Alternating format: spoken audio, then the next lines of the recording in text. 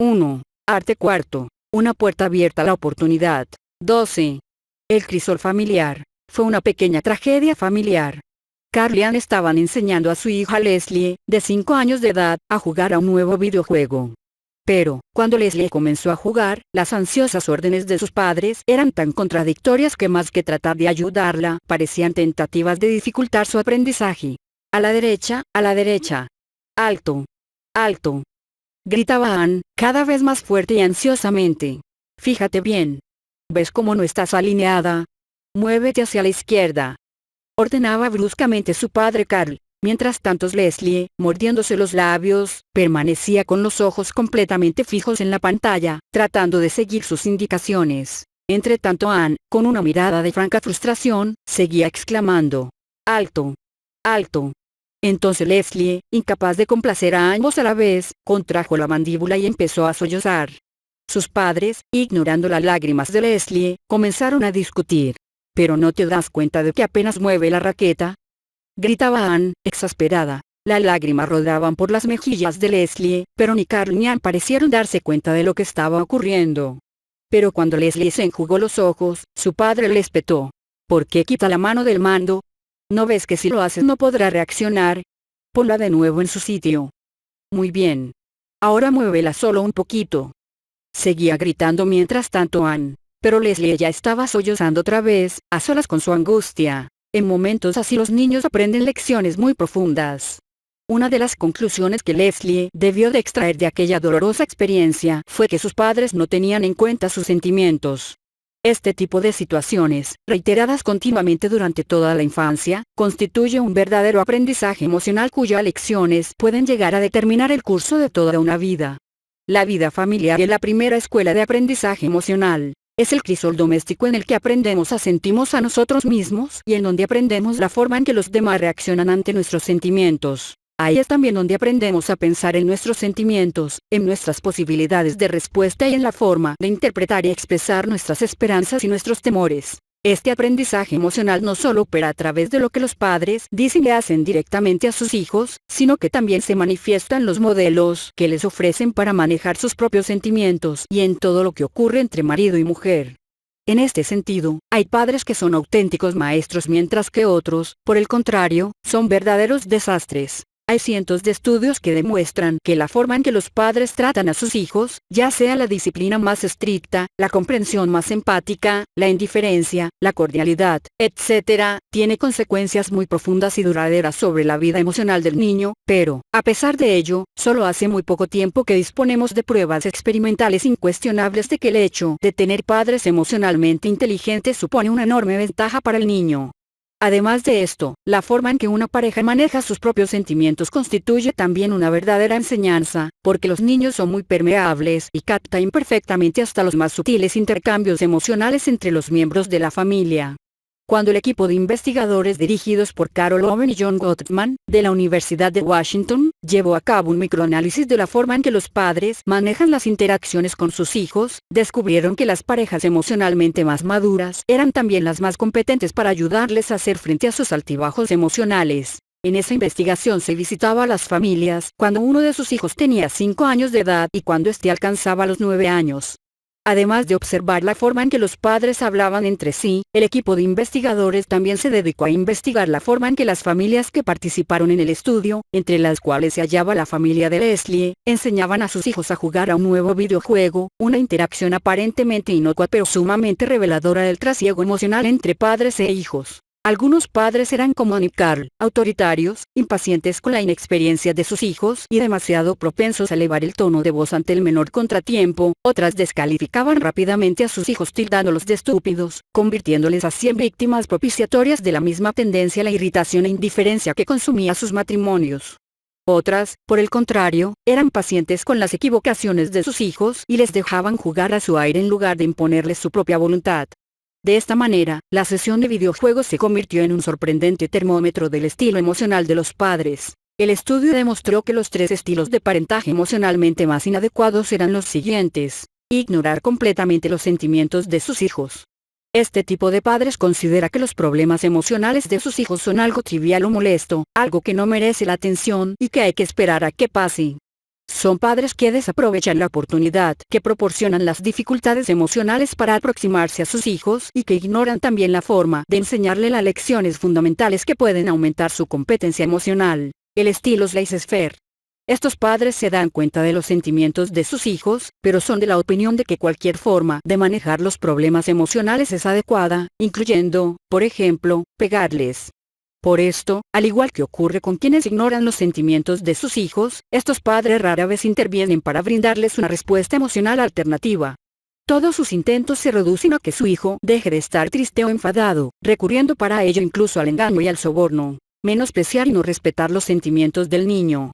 Este tipo de padres suelen ser muy desaprobadores y muy duros, tanto en sus críticas como en sus castigos.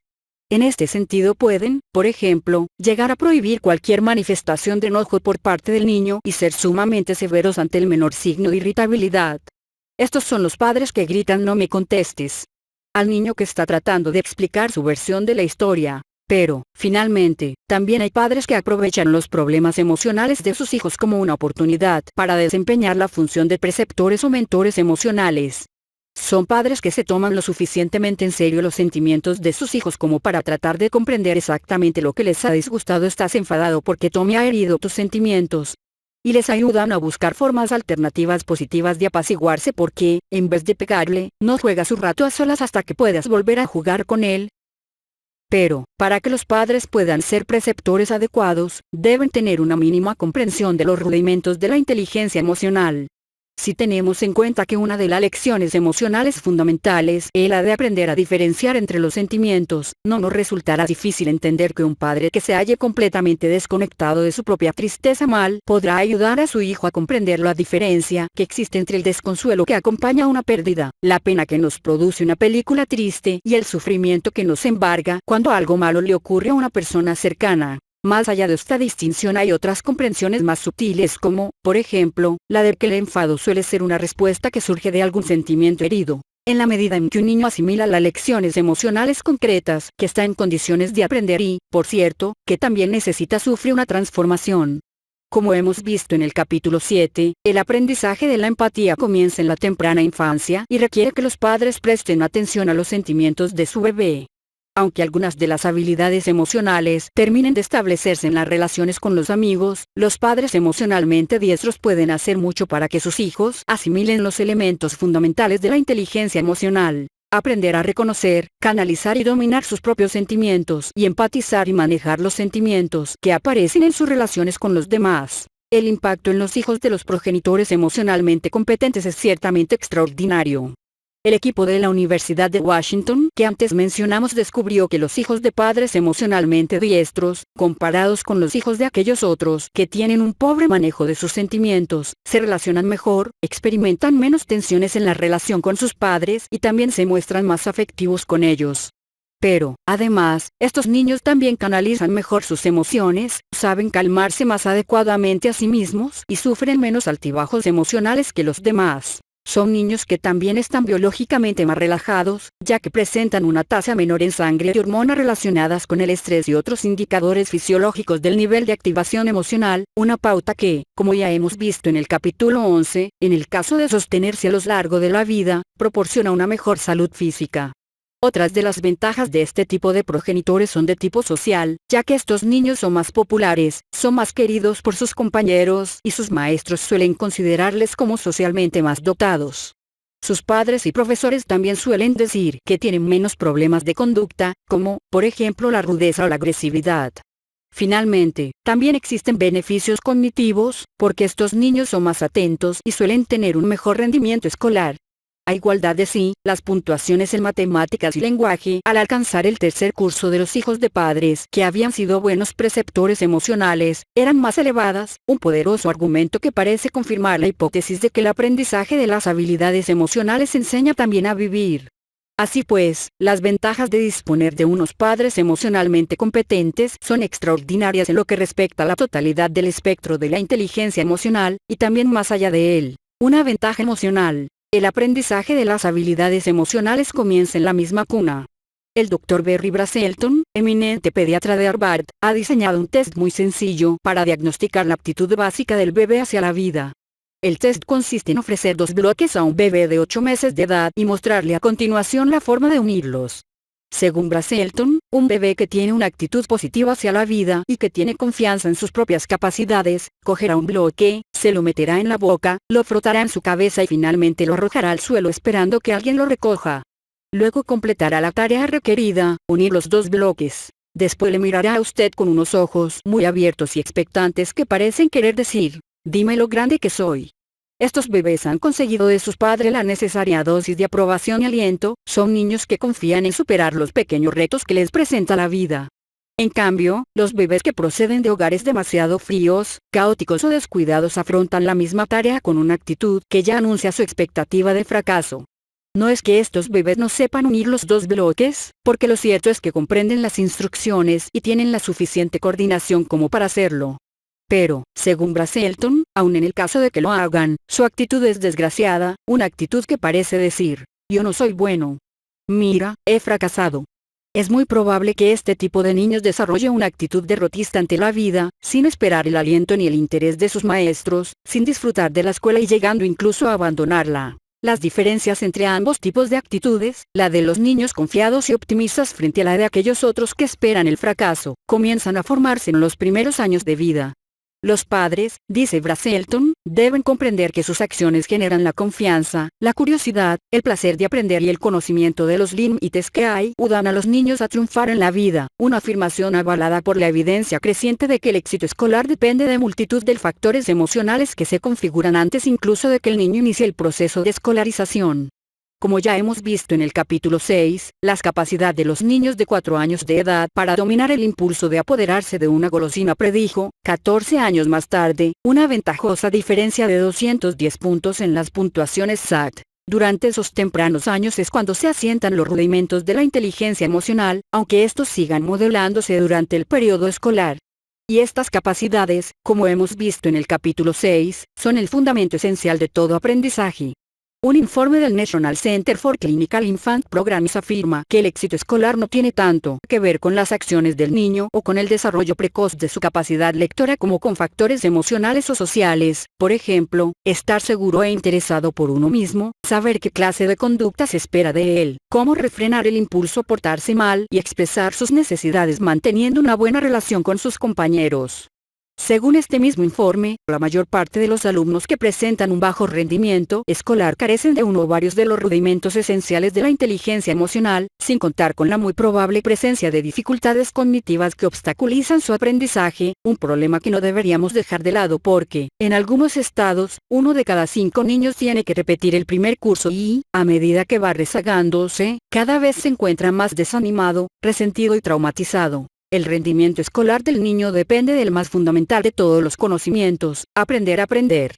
Veamos ahora los 7 ingredientes clave de esta capacidad fundamental, por ciento, todos ellos relacionados con la inteligencia emocional, enumerados por el mencionado informe. 1. Confianza. La sensación de controlar y dominar el propio cuerpo, la propia conducta y el propio mundo. La sensación de que tiene muchas posibilidades de éxito en lo que emprenda y que los adultos pueden ayudarle en esa tarea. 2. Curiosidad. La sensación de que el hecho de descubrir algo es positivo y placentero. 3. Intencionalidad. El deseo y la capacidad de lograr algo y de actuar en consecuencia. Esta habilidad está ligada a la sensación y a la capacidad de sentirse competente, de ser eficaz. 4. Autocontrol. La capacidad de modular y controlar las propias acciones en una forma apropiada a su edad. La sensación de control interno. 5. Relación. La capacidad de relacionarse con los demás, una capacidad que se basa en el hecho de comprenderles y de ser comprendido por ellos. 6. Capacidad del comunicar. El deseo y la capacidad de intercambiar verbalmente ideas, sentimientos y conceptos con los demás. Esta capacidad exige la confianza en los demás, incluyendo a los adultos, y el placer de relacionarse con ellos. 7. Cooperación.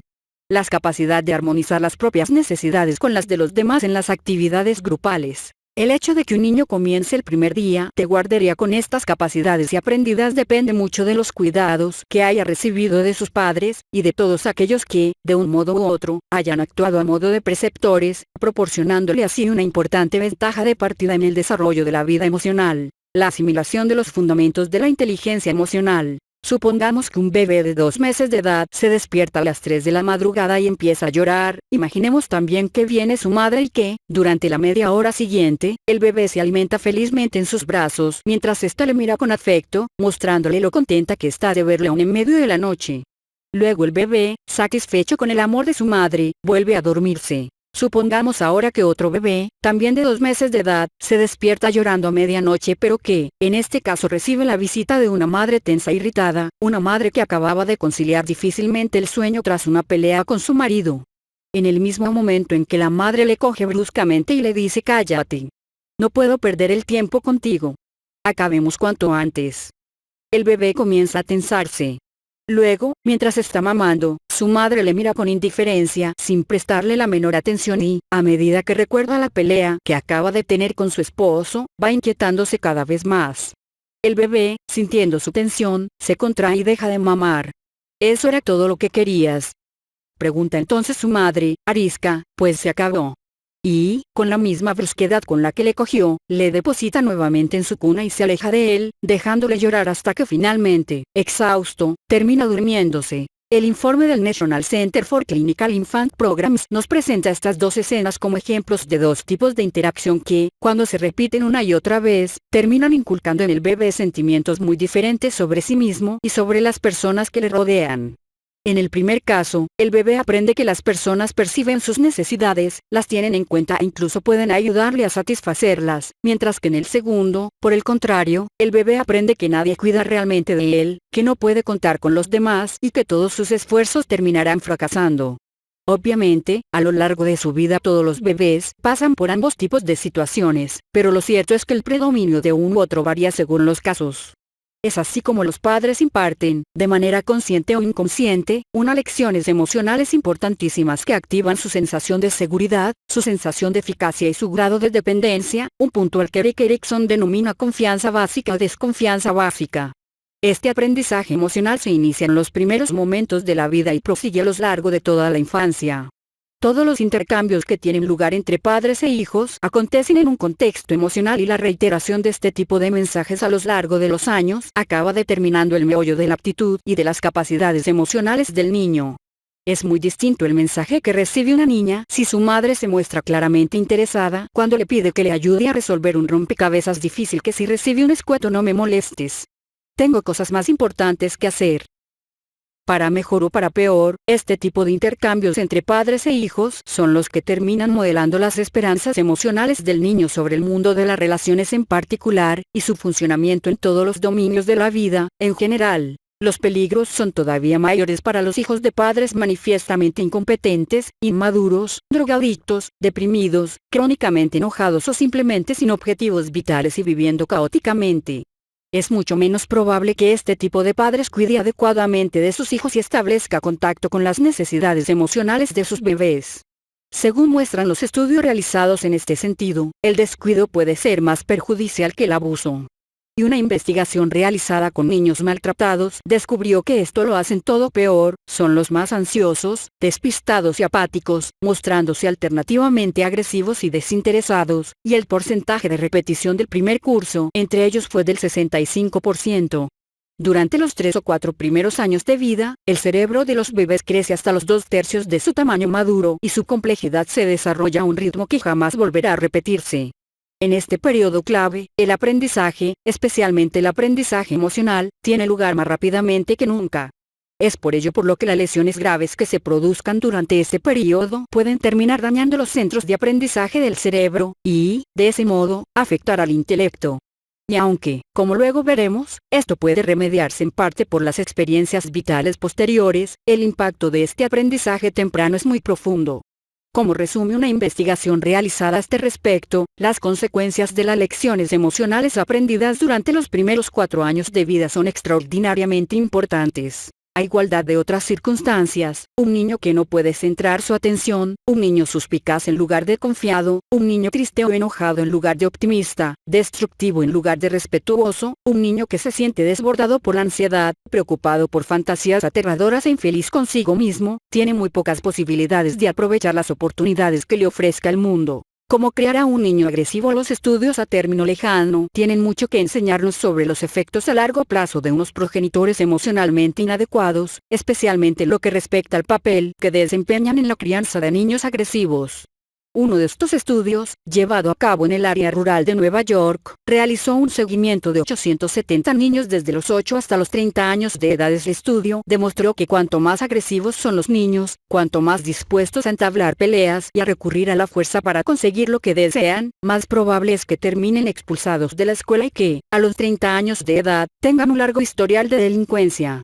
Y estos padres también parecen transmitir a sus hijos la misma predisposición a la violencia, ya que estos se mostraron tan pendencieros en la escuela como lo habían sido aquellos. Veamos ahora la forma en que la agresividad se transmite de generación en generación.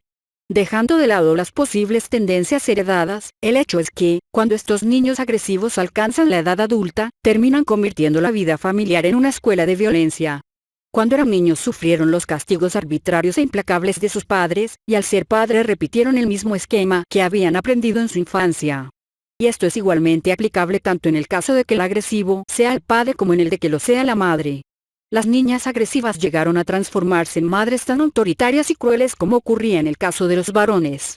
Las madres, en este sentido, castigaban a sus hijos con especial saña, mientras que ellos se despreocupaban de sus hijos y pasaban la mayor parte del tiempo ignorándolos. Al mismo tiempo, estos padres ofrecían a sus hijos un ejemplo vívido de agresividad, un modelo que el niño llevaba consigo a la escuela y al patio de recreo y que ya no abandonaba durante el resto de su vida.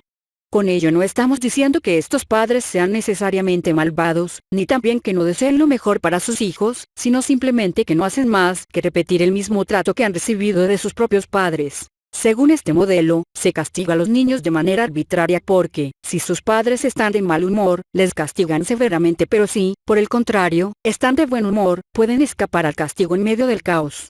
El castigo, pues, en este caso, no parece depender tanto de lo que hace el niño como del estado de ánimo de sus padres, una pauta perfecta para desarrollar el sentimiento de inutilidad e impotencia, puesto que la amenaza puede presentarse en cualquier momento y en cualquier lugar. Considerar la actitud de estos niños agresivos como el producto de la vida familiar tiene un cierto sentido, aunque lamentablemente no resulta nada fácil de modificar. Lo que resulta más descorazonador es lo temprano que pueden aprenderse estas lecciones y el elevado coste que comportan para la vida emocional del niño. La violencia, la extinción de la empatía en medio del desordenado juego de la guardería. Martín, de 2 años y medio de edad, empujó a una niña que entonces rompió a llorar. Martín trató de coger su mano, pero cuando la sollozante niña se negó a dársela, la golpeó en el brazo. Luego, mientras la niña seguía sollozando, Martín apartó la mirada gritando: «Deja de llorar. Deja de llorar», en un tono de voz cada vez más alto e irritado. Martín trató entonces nuevamente de golpearla, pero, cuando ella le esquivó, le mostró amenazadoramente los dientes, como hacen los perros cuando gruñen.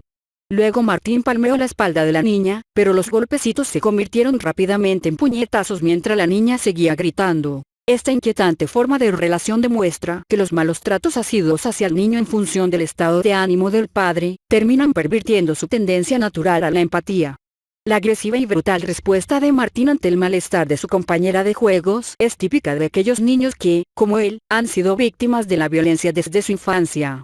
Esta respuesta contrasta rotundamente con las súplicas y los intentos habitualmente empáticos, de los que hemos hablado en el capítulo 7, que despliegan los niños en su intento de consolar a un compañero que está sollozando. La violenta respuesta de Martín refleja las lecciones que ha aprendido en su hogar sobre las lágrimas y el sufrimiento. El llanto suele comenzar siendo recibido con un gesto autoritariamente consolador, pero, en el caso de que no cese, la progresión va en aumento y pasa por las miradas y los gritos de desaprobación hasta llegar a los puñetazos. Y tal vez lo más inquietante de todo es que, a su edad, Martín parecía carecer de la más elemental de las formas que asume la empatía, la tendencia a dejar de agredir a alguien que se encuentra herido, y que, a los 2 años y medio de edad, ya mostraba los impulsos morales propios de un sádico cruel. La mezquindad y la falta de empatía de Martín es típica de aquellos niños que, como él, han sido víctimas a esa tierna edad, de los malos tratos físicos y emocionales.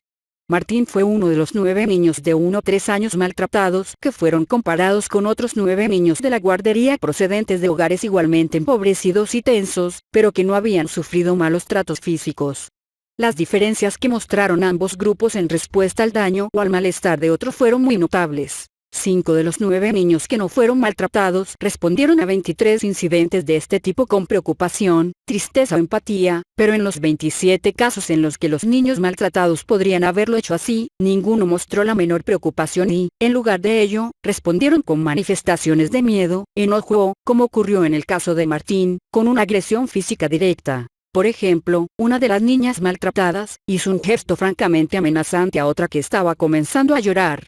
Thomas, de 1 año de edad, otro de los niños maltratados, quedó paralizado por el terror en cuanto escuchó el llanto de otro niño y se sentó completamente inmóvil, con el rostro contraído por el miedo y la tensión, como si temiera que fueran a atacarle en cualquier momento.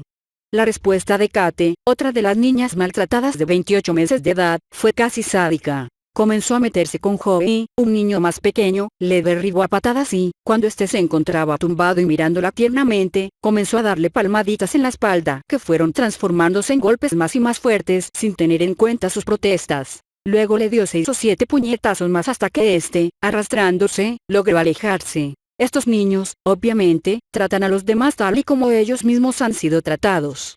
Y la crueldad de los niños maltratados es simplemente una versión extrema de lo que hemos entrevisto en los hijos de padres críticos, amenazantes y violentos, niños que también suelen permanecer indiferentes cuando un compañero llora o se encuentra herido, de modo que se diría que los niños maltratados representan el punto culminante de un continuo de crueldad. Como grupo, estos niños suelen presentar problemas cognitivos en el aprendizaje, ser agresivos e impopulares entre sus compañeros. Poco debe sorprendernos, pues, que la dureza con la que la familia trata al niño antes de que éste ingrese en el mundo escolar sea un predictor adecuado de cuál será su futuro, más proclives a la depresión y, cuando adultos, más proclives a tener problemas con la ley y a cometer más delitos violentos. A veces, por no decir casi siempre, esta falta de empatía se transmite de generación en generación, de modo tal que los hijos que fueron maltratados en su infancia por sus propios padres terminan convirtiéndose en padres que maltratan a sus hijos. Esto contrasta drásticamente con la empatía que suelen presentar los hijos de aquellos padres que han sido nutricios, padres que han alentado la preocupación de sus hijos por los demás y que les han hecho comprender lo mal que se puede encontrar otro niño. Y si los niños no reciben este tipo de adiestramiento de la empatía en el seno de la familia, parece que no pueden aprenderlo de otro modo. Lo que tal vez resulte más inquietante en este sentido es lo pronto que los niños maltratados parecen aprender a comportarse como si fueran versiones en miniatura de sus propios padres. Pero esto no debería sorprendernos si tenemos en cuenta que estos niños recibieron una dosis diaria de esta amarga medicina. Recordemos que es precisamente en los momentos en que las pasiones se disparan o en medio de una crisis, cuando las tendencias más primitivas de los centros del cerebro límbico desempeñan un papel más preponderante. En tales momentos, los hábitos que haya aprendido el cerebro emocional serán, para mejor o para peor, los que predominarán. Si nos damos cuenta de la forma en que la crueldad, o el amor, modela el funcionamiento mismo del cerebro, comprenderemos que la infancia constituye una ocasión que no debiéramos desaprovechar para impartir lecciones emocionales fundamentales. Los niños maltratados han tenido que recibir una lección constante y muy temprana de traumas. Tal vez debiéramos admitir ya que este tipo de traumas constituye un terrible aprendizaje emocional que deja una impronta muy profunda en el cerebro de los niños maltratados, y buscar la forma más adecuada de resolver este problema. 13. Trauma y reeducación emocional. Somchit, un refugiado camboyano, se quedó estupefacto cuando sus 3 hijos, de 6, 9 y 11 años de edad, le pidieron que les comprara unas armas de juguete, imitación de los subfusiles de asalto AK-47, para emplearlas en el juego que algunos de sus compañeros de escuela llamaban Purdy. En este juego, Purdy, el villano, masacra con un arma de este tipo a un grupo de niños y seguidamente se quita la vida. A veces, sin embargo, el juego concluye de modo diferente y son los niños quienes acaban con Purdy. El juego era, en realidad, una macabra representación de los trágicos acontecimientos que asolaron la escuela primaria de Cleveland el 17 de febrero de 1989. Durante el recreo matinal de primero, segundo y tercer curso, Patrick Purdy, antiguo alumno de la escuela 20 años atrás, comenzó a disparar indiscriminadamente desde un extremo del patio del recreo sobre los cientos de niños que estaban jugando en aquel momento. Durante 7 interminables minutos, Purdy sembró el patio de balas del calibre 7.22 y, finalmente, se suicidó de un tiro en la sien. Cuando la policía llegó al lugar de los hechos, había 5 niños muertos y 29 heridos. En los meses siguientes, los niños comenzaron a jugar espontáneamente al llamado juego de Purdy, uno de los muchos síntomas que indicaban la profundidad con la que quedaron grabados aquellos dantescos 7 minutos en la memoria de los pequeños. Cuando visité la escuela, situada a un paseo en bicicleta de un barrio aledaño a la Universidad del Pacífico en el que había pasado parte de mi infancia, habían transcurrido ya 5 meses desde que Purdy convirtiera un inocente recreo en una verdadera pesadilla. No obstante, aunque ya no quedaba el menor indicio del espantoso incidente, porque los agujeros de bala, las manchas de sangre y los rastros de carne, piel y cráneo habían sido limpiados enseguida e incluso las paredes habían sido repintadas al día siguiente, su presencia, sin embargo, seguía siendo todavía muy palpable. Pero las huellas más profundas del tiroteo ya no estaban en los muros del edificio de la escuela primaria, sino en las mentes de los niños y del personal que, como podían, trataban de reanudar su vida cotidiana. Tal vez lo más sorprendente fuera la forma en que se revivía una y otra vez, hasta en sus más pequeños detalles, el recuerdo de aquellos pocos minutos. Un maestro me confesó, por ejemplo, que una oleada de pánico había recorrido la escuela el día que se comunicó la proximidad de la festividad de San Patricio, porque muchos niños creyeron que se trataba de un día especialmente dedicado a Patrick Purdy, el asesino. Cada vez que oímos el sonido de la sirena de una ambulancia, me confesó otro maestro, todo parece quedar en suspenso mientras los niños se paran a comprobar si se detiene aquí o sigue su camino hasta la residencia de ancianos situada calle abajo. Durante muchas semanas los niños tenían miedo de mirarse en los espejos de los lavabos porque se había extendido el rumor de que la sangrienta Virgen María, una especie de monstruo imaginario, les espiaba desde ellos. Muchas semanas después del tiroteo, una muchacha aterrada entró en el despacho de Pat Busser, el director, gritando: «Oigo disparos. Oigo disparos». Pero el ruido, como pronto se descubrió, procedía del extremo de una cadena que el viento hacía chocar contra un poste metálico. Muchos niños se sumieron en un estado de continua alerta, como si se mantuvieran constantemente en guardia ante la posibilidad de que se repitiera la ordalía de terror. Algunos de ellos se arremolinaban en torno a la puerta, sin atreverse a salir al patio en el que había tenido lugar el incidente. Otros adoptaron la costumbre de jugar en pequeños grupos, mientras uno de ellos montaba guardia. Muchos, por último, siguieron evitando durante meses las zonas malditas, las zonas en las que habían muerto los 5 niños. Los recuerdos persistían también en forma de pesadillas que asaltaban a los pequeños mientras dormían. Algunas de estas revivían directamente el incidente, mientras que en otras ocasiones los niños se despertaban angustiados en medio de la noche, sobresaltados por todo tipo de imágenes aterradoras que les hacían creer que ellos tampoco tardarían en morir. Hubo niños que, para evitar soñar, trataron incluso de dormir con los ojos abiertos. Como saben los psiquiatras, todas estas reacciones forman parte de los síntomas que acompañan al trastorno de estrés postraumático, TEPT. Según el Dr. Spencer Ed, psiquiatra infantil especializado en TEPT, en el núcleo de este tipo de trauma se halla el recuerdo obsesivo de la acción violenta, un puñetazo, una cuchillada o la detonación de un arma de fuego. Estos recuerdos se agrupan en torno a intensas experiencias perceptibles, ya sean visuales, auditivas, olfativas, etc., como el olor a pólvora, los gritos, el silencio súbito de la víctima, las manchas de sangre o las sirenas de los coches de la policía. En opinión de los neurocientíficos, estos momentos aterradoramente vívidos se convierten en recuerdos que quedan profundamente grabados en los circuitos emocionales de los afectados. Todos estos síntomas son, de hecho, indicadores de una hiperexcitación de la amígdala que impele a los recuerdos del acontecimiento traumático a irrumpir de manera obsesiva en la conciencia. En este sentido, los recuerdos traumáticos se convierten en una especie de detonante dispuesto a hacer saltar la alarma al menor indicio de que el acontecimiento temido pueda volver a repetirse.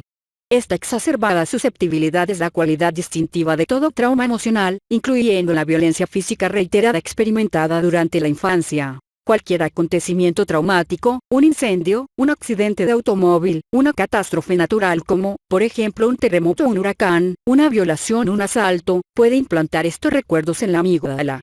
Son muchas las personas que cada año sufren este tipo de calamidades que, en la mayor parte de los casos, dejan una huella indeleble en su cerebro. Los actos violentos son más perjudiciales que las catástrofes naturales, como los huracanes, por ejemplo, porque las víctimas de la violencia gratuita sienten que han sido elegidas deliberadamente y esa creencia mina la confianza en los demás y en la seguridad del mundo interpersonal. En cuestión de un instante, el mundo interpersonal se convierte en un lugar peligroso en el que los otros constituyen una amenaza potencial. La crueldad deja en la memoria de la víctima una impronta que la lleva a responder con miedo ante todo aquello que pueda recordar vagamente la agresión. Por ejemplo, un hombre que fue atacado por la espalda y que no pudo ver a su agresor, quedó tan afectado después del incidente, que siempre trataba de caminar delante de una anciana para sentirse seguro de que no le iban a agredir de nuevo. Otra mujer que fue asaltada en un ascensor por un hombre que la condujo a punta de cuchillo hasta un piso vacío, permaneció horrorizada durante semanas por la idea de tener que entrar en un ascensor, en el metro o en cualquier otro espacio cerrado en el que pudiera sentirse atrapada, y en cuanto veía que un hombre se metía la mano en el bolsillo de la chaqueta, como había hecho su agresor, se levantaba enseguida de su asiento. Como ha demostrado un reciente estudio realizado con supervivientes del Holocausto nazi, la impronta del terror, y el pertinaz estado de hiperalerta resultante, pueden perdurar toda la vida.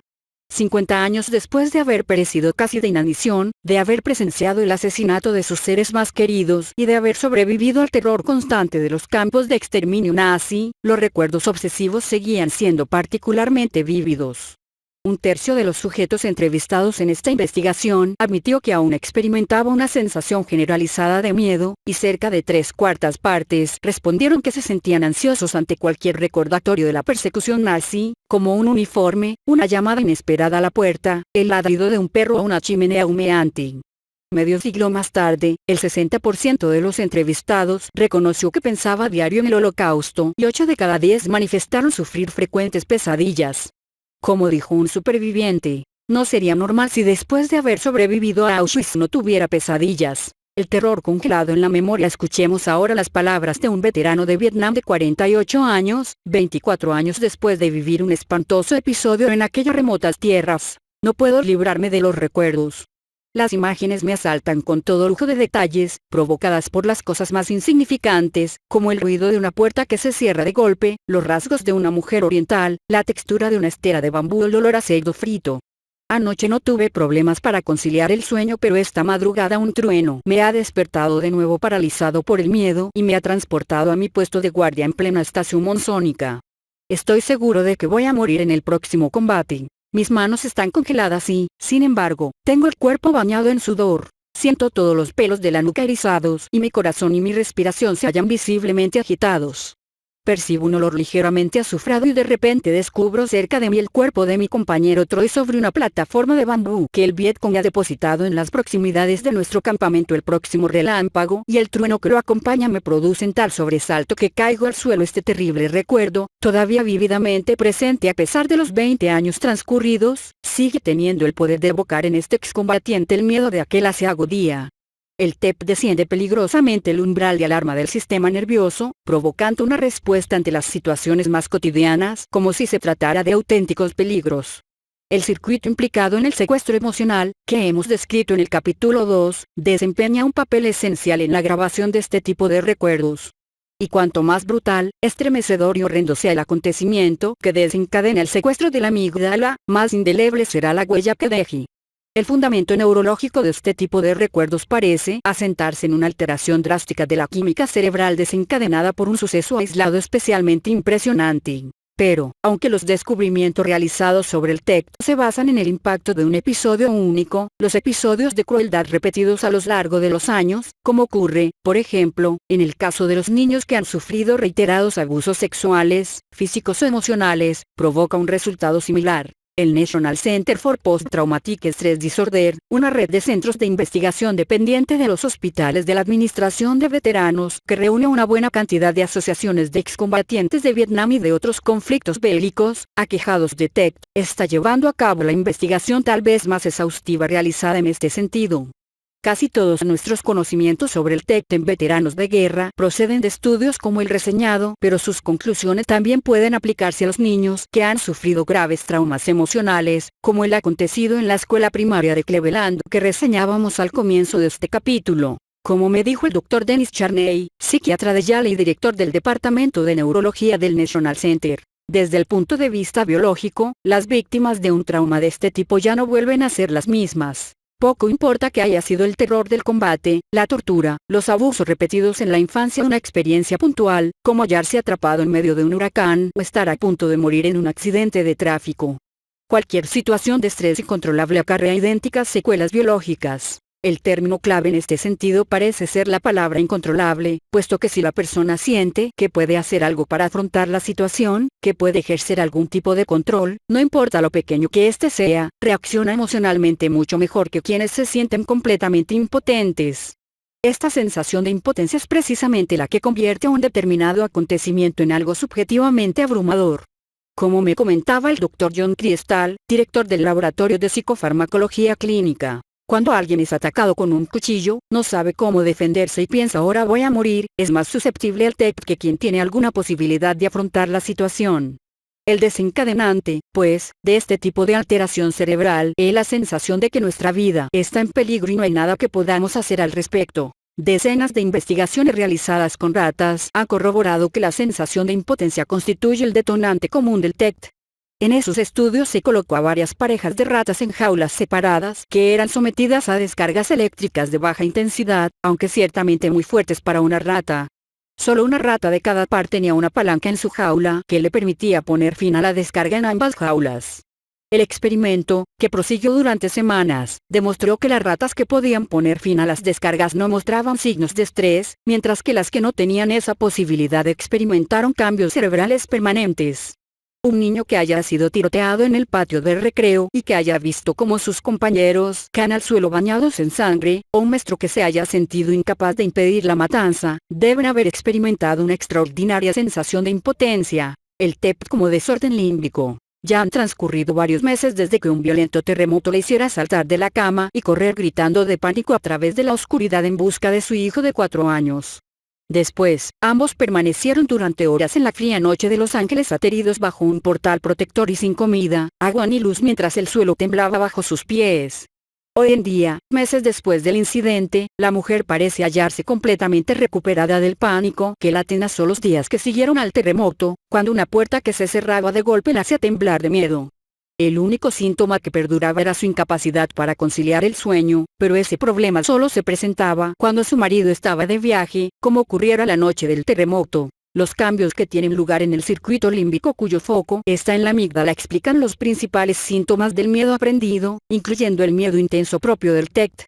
Algunas de estas alteraciones tienen lugar en el locus coeruleus, una estructura cerebral que regula la secreción de dos sustancias denominadas genéricamente catecolaminas. La adrenalina y la noradrenalina, entre cuyas funciones se cuenta la activación del cuerpo para hacer frente a una situación de urgencia y la grabación de los recuerdos con una intensidad especial. En el caso del TEC, este mecanismo se torna hiperreactivo, secretando dosis masivas de estos agentes químicos cerebrales en respuesta a situaciones que suponen poca o ninguna amenaza, pero que evocan el trauma original, como ocurría en el caso de los niños de la escuela de Cleveland que se sentían aterrorizados cuando escuchaban una sirena de ambulancia parecida a la que habían oído después del tiroteo. El locus coeruleus está estrechamente ligado a la amígdala y a otras estructuras límbicas, como el hipocampo y el hipotálamo. Las catecolaminas, por su parte, se difunden a través de todo el córtex. Según se cree, los síntomas del TEC, entre los que se cuenta la ansiedad, el miedo, el estado de continua alerta, la alteración, la rapidez de la respuesta de lucha-huida y la codificación indeleble de los recuerdos emocionales intensos, dependen de los cambios que tienen lugar en estos circuitos.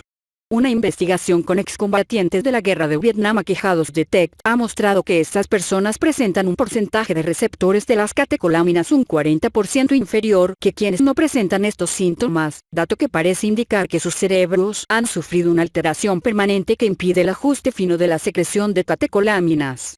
El TEP también va acompañado de otros cambios en el circuito que conecta el sistema límbico con la pituitaria, encargada de regular la secreción de HCT, hormona corticotrópica, la principal hormona segregada por el cuerpo para activar la respuesta inmediata de lucha-huida ante una situación de emergencia. Las alteraciones que acompañan al TEC producen la hipersecreción de esta hormona, particularmente en la amígdala, el hipocampo y el locus coeruleus, alertando al cuerpo para hacer frente a una urgencia que en realidad no existe, como me comentó el Dr. Charles Nemeroff, psiquiatra de la Universidad de Duke. El exceso de HCT nos hace reaccionar desproporcionadamente.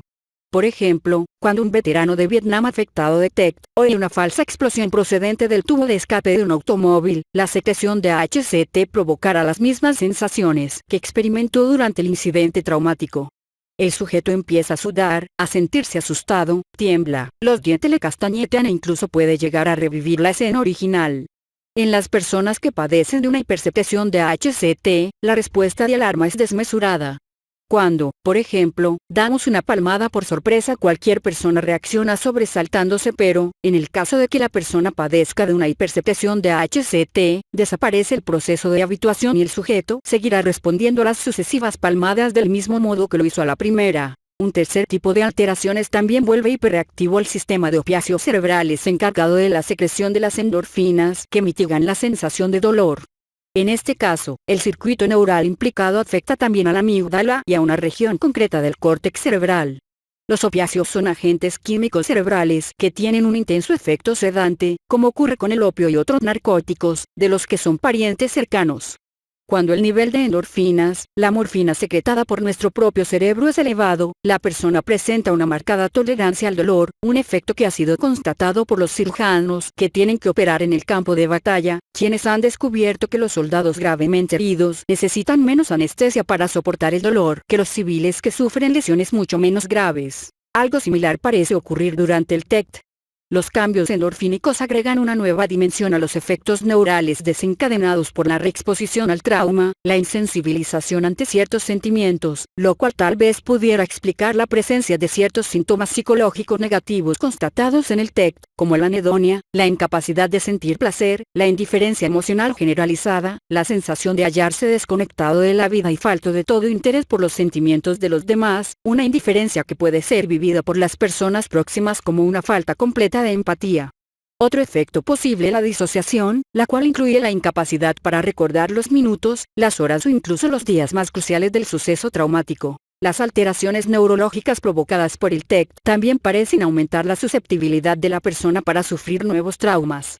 Existen investigaciones que demuestran que los animales que se han visto expuestos a un estrés moderado en su juventud son mucho más vulnerables a los cambios cerebrales inducidos por los traumas, un dato que parece sugerir la urgente necesidad de que los niños aquejados de TEP reciban algún tipo de tratamiento. Esto también podría explicar por qué, a pesar de haber estado expuestas a la misma situación catastrófica, ciertas personas desarrollan un TEP mientras que otras no lo hacen, puesto que la amígdala de quienes han sufrido un trauma previo se halla especialmente predispuesta y, ante la presencia de un peligro real, no tarda en alcanzar su cota más elevada de activación. Todas estas alteraciones neurológicas ofrecen ventajas a corto plazo para hacer frente a las aterradoras experiencias que las suscitan. A fin de cuentas, en condiciones de extrema dureza, permanecer completamente alerta, activado, presto a la acción, impasible ante el dolor, con el cuerpo dispuesto a afrontar una fuerte demanda física y completamente indiferente, por el momento, a lo que, de otro modo, sería un acontecimiento angustioso, es una cuestión de supervivencia. Pero esta ventaja a corto plazo termina convirtiéndose en un verdadero inconveniente cuando las alteraciones cerebrales que acabamos de mencionar se instalan de manera permanente, como cuando un coche permanece con el acelerador continuamente apretado. El cambio en el nivel de excitabilidad de la amígdala y otras regiones cerebrales relacionadas, provocado por la exposición a un trauma intenso, nos coloca al borde del colapso, una situación en la que el incidente más inocuo puede terminar desencadenando fácilmente un secuestro neural que aboca a una explosión de miedo incontrolable. El reaprendizaje emocional. Los recuerdos traumáticos constituyen fijaciones del funcionamiento cerebral que interfieren con el aprendizaje posterior y, más concretamente, con el reaprendizaje de una respuesta normal ante los acontecimientos traumáticos. En los casos de pánico adquirido, como, por ejemplo, el TECT, los mecanismos del aprendizaje y la memoria se desvían de su cometido. En este caso la amígdala también juega un papel muy importante, pero, en lo que respecta a la superación del miedo aprendido, es el neocórtex el que desempeña el papel fundamental. Los psicólogos denominan miedo condicionado al proceso mediante el cual la mente asocia a algo que no supone ninguna amenaza a un suceso aterrador. Según Charney, las secuelas producidas por el temor inducido en animales de laboratorio permanecen durante años. La región cerebral clave que aprende, recuerda y moviliza el miedo condicionado corresponde al tálamo, la amígdala y el lóbulo prefrontal, el mismo circuito, en suma, implicado en el secuestro neural. En circunstancias normales, el miedo condicionado tiende a remitir con el paso del tiempo, hecho que parece deberse al proceso de reaprendizaje natural que ocurre cuando el sujeto vuelve a enfrentarse al objeto temido en condiciones de completa seguridad. De este modo, por ejemplo, una niña que aprendió a temer a los perros porque fue mordida por un pastor alemán, irá perdiendo gradualmente su miedo de manera natural en la medida en que tenga la oportunidad de estar con alguien que tenga un pastor alemán con el que pueda jugar. pero en el caso del TECT este tipo de reaprendizaje natural no tiene lugar. En opinión de Charney, ello se debe a que los cambios cerebrales provocados por el TECT son tan poderosos que cualquier reminiscencia, aun mínima, de la situación original desencadena un secuestro de la amígdala que refuerza la respuesta de pánico. Ello implica que no habrá ninguna ocasión en la que el objeto temido pueda ser afrontado con una sensación de calma, porque la amígdala no es capaz de reaprender una respuesta más moderada. La extinción del miedo, observa Charney, parece implicar un proceso de aprendizaje activo, algo que, por su propia naturaleza, es incompatible con el TECT, que provoca la persistencia anormal de los recuerdos emocionales. Sin embargo, en presencia de las experiencias adecuadas, hasta el TECT puede ser superado. En tal caso, los intensos recuerdos emocionales y las pautas de pensamiento y de reacción que estos suscitan pueden llegar a modificarse con el tiempo. Pero, en opinión de Charney, este reaprendizaje debe tener lugar a nivel cortical porque el miedo original grabado en la amígdala nunca llega a desaparecer del todo y es el córtex prefrontal el que inhibe activamente la respuesta de pánico regulada por la amígdala. Richard Davidson, psicólogo de la Universidad de Wisconsin, que descubrió la función reguladora de la ansiedad del lóbulo prefrontal izquierdo, se ha interesado por la cuestión decisiva de cuánto tiempo se tarda en superar el miedo aprendido. En un experimento de laboratorio en el que se indujo a los participantes una respuesta de aversión ante un ruido desagradable, un paradigma del miedo aprendido que se asemeja a un TEP de baja intensidad. Davidson descubrió que las personas que presentan una mayor actividad del córtex prefrontal izquierdo superan el miedo aprendido más rápidamente, lo cual sugiere la importancia del papel desempeñado por el córtex en la superación de la respuesta de ansiedad aprendida. La reeducación del cerebro emocional. Uno de los resultados más prometedores realizados sobre el TECT procede de un estudio sobre supervivientes del Holocausto nazi, el 75% de los cuales seguían mostrando, 50 años más tarde, síntomas muy intensos de TECT. El hecho de que el 25% restante hubiera logrado superar este tipo de síntomas es un dato sumamente esperanzador que supone que, de un modo u otro, los acontecimientos de su vida cotidiana les habían ayudado a contrarrestar de manera natural el problema. Quienes seguían presentando este tipo de síntomas mostraban las alteraciones del nivel de catecolaminas cerebrales características del TECT, algo que no ocurría en quienes habían logrado recuperarse. Este descubrimiento, y otros similares realizados en la misma dirección, nos hacen concebir la esperanza de que las modificaciones cerebrales provocadas por el TECT no sean irreversibles y que los seres humanos puedan reponerse incluso de las más graves lesiones emocionales o, dicho en otras palabras, que el circuito emocional puede ser reeducado. Así pues, el reaprendizaje puede ayudarnos a superar traumas tan profundos como los derivados del TECT. Una de las formas espontáneas de curación emocional, al menos en lo que se refiere a los niños, es mediante juegos como el de Purdy. En ellos, la repetición permite que los niños revivan el trauma sin peligro y abre dos posibles vías de curación. Por un lado, el recuerdo se actualiza en un contexto de baja ansiedad, desensibilizándolo y permitiendo el afloramiento de otro tipo de respuestas no traumáticas, mientras que, por el otro, permite el logro de un desenlace imaginario más positivo. El juego de Purdy solía terminar con la muerte de un hecho que contrarresta la sensación de impotencia experimentada durante el acontecimiento traumático. Este tipo de juegos es previsible en niños pequeños que han sido testigos de una violencia desmedida. La primera persona que advirtió la presencia de estos juegos macabros en los niños traumatizados fue la doctora Lenore Terr, psiquiatra infantil de San Francisco. Terr descubrió este tipo de juegos entre los niños de Chuchilla, California, una población de Central Valley, a una hora aproximada de distancia de Stockton, la ciudad en la que tuvo lugar la masacre de Purdy, quienes, en el verano de 1973, fueron objeto de un secuestro cuando regresaban a casa en autobús después de pasar un día en el campo. En este caso, los secuestradores llegaron a enterrar el autobús, y con él a los niños, sometiéndoles a un suplicio que se prolongó durante 27 horas. 5 años después del incidente, Terr descubrió que los recuerdos del secuestro todavía perduraban en los juegos de sus víctimas. Las niñas, por ejemplo, simulaban secuestros simbólicos cuando jugaban con sus muñecas. Una niña que había desarrollado una extrema repugnancia al contacto con los excrementos durante el incidente, se pasaba el tiempo lavando a su muñeca. Una segunda jugaba con su muñeca un juego que consistía en realizar un viaje, sin importar a dónde, y regresar a salvo. El juego favorito de otra niña, por último, consistía en meter a la muñeca en un agujero en el que se suponía que terminaba asfixiándose. Los adultos que han sufrido un trauma de estas características suelen experimentar una insensibilidad psicológica que bloquea todo recuerdo o sentimiento relativo al hecho, pero la mente de los niños tiende a reaccionar de manera diferente. En opinión de Ter, esto ocurre porque los niños utilizan la fantasía, el juego y la ensoñación cotidiana para rememorar y reconstruir el acontecimiento. Esta evocación deliberada del trauma parece impedir el bloqueo de los recuerdos intensos que luego irrumpen violentamente en forma de flashbacks. En el caso de que el trauma no sea demasiado grave, como ocurre, por ejemplo, en una visita al dentista, tal vez baste con una o dos veces, pero si, por el contrario, se trata de un trauma grave, el niño necesitará reproducir la situación traumática una y otra vez en una suerte de ceremonial monótono y macabro hasta que pueda desembarazarse de él. El arte, uno de los vehículos a través de los que se expresa el inconsciente, constituye una forma de movilizar los recuerdos estancados en la amígdala. El cerebro emocional está estrechamente ligado a los contenidos simbólicos y a lo que Freud denominaba procesos primarios, el tipo de pensamiento propio de la metáfora, el cuento, el mito y el arte, una modalidad, por cierto, utilizada con frecuencia en el tratamiento de los niños traumatizados. En ocasiones, la expresión artística puede despejar el camino para que los niños hablen de los terribles momentos vividos de un modo que sería imposible por otros medios. Spencer Eight, psiquiatra infantil de Los Ángeles especializado en el tratamiento de niños traumatizados, cuenta el caso de un niño de 5 años que fue secuestrado junto a su madre por el examante de esta. El hombre los condujo a la habitación de un motel en donde obligó al niño a esconderse bajo una manta mientras golpeaba a su madre hasta matarla. Comprensiblemente, el chico se mostraba muy reacio a hablar de todo lo que había vivido durante aquella terrible experiencia, así que Ed le pidió que hiciera un dibujo sobre un tema libre. Ed recuerda que el dibujo representaba a un piloto de coches de carreras cuyos ojos estaban desmesuradamente abiertos, un hecho que Ed interpretó como una referencia a su propia mirada furtiva hacia el asesino.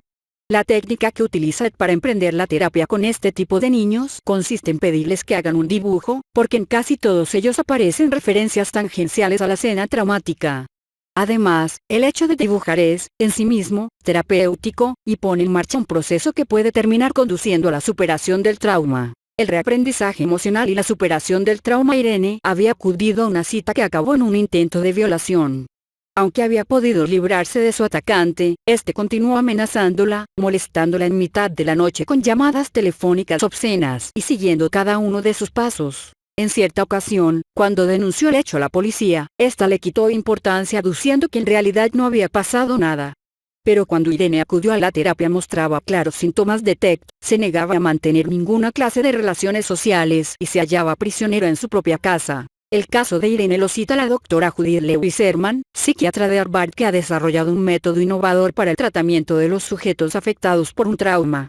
Este proceso, en opinión de Herman, pasa por 3 fases diferentes. En primer lugar, el paciente debe recuperar cierta sensación de seguridad. Seguidamente debe recordar los detalles del trauma y, finalmente, debe atravesar el duelo por lo que pueda haber perdido. Solo entonces podrá restablecer su vida normal. No es difícil advertir la lógica que subyace a estos 3 pasos, porque esta secuencia parece reflejar la forma en que el cerebro emocional reaprende que no hay por qué considerar la vida como una situación de alarma constante. El primer paso, recuperar la sensación de seguridad, consiste en disminuir el grado de sobreexcitación emocional, el principal obstáculo para el reaprendizaje, y permitir que el sujeto pueda tranquilizarse. Normalmente, este paso se da ayudando a que el paciente comprenda que sus pesadillas, su permanente sobresalto, su hipervigilancia y su pánico, forman parte del cuadro de síntomas propio del TEC, un tipo de comprensión que, por sí solo, proporciona cierto alivio.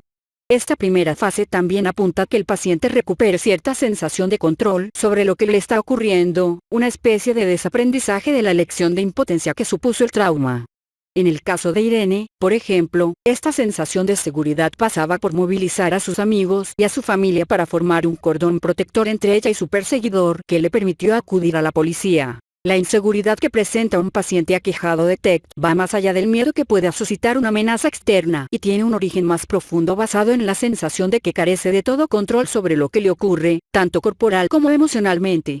Esto es algo muy comprensible, dado que el TEC hipersensibiliza la amígdala y rebaja el umbral de activación del secuestro emocional. La medicación también contribuye a que el sujeto recupere la sensación de que no se halla a merced de la alarma emocional que le embarga en forma de ansiedad, insomnio o pesadillas.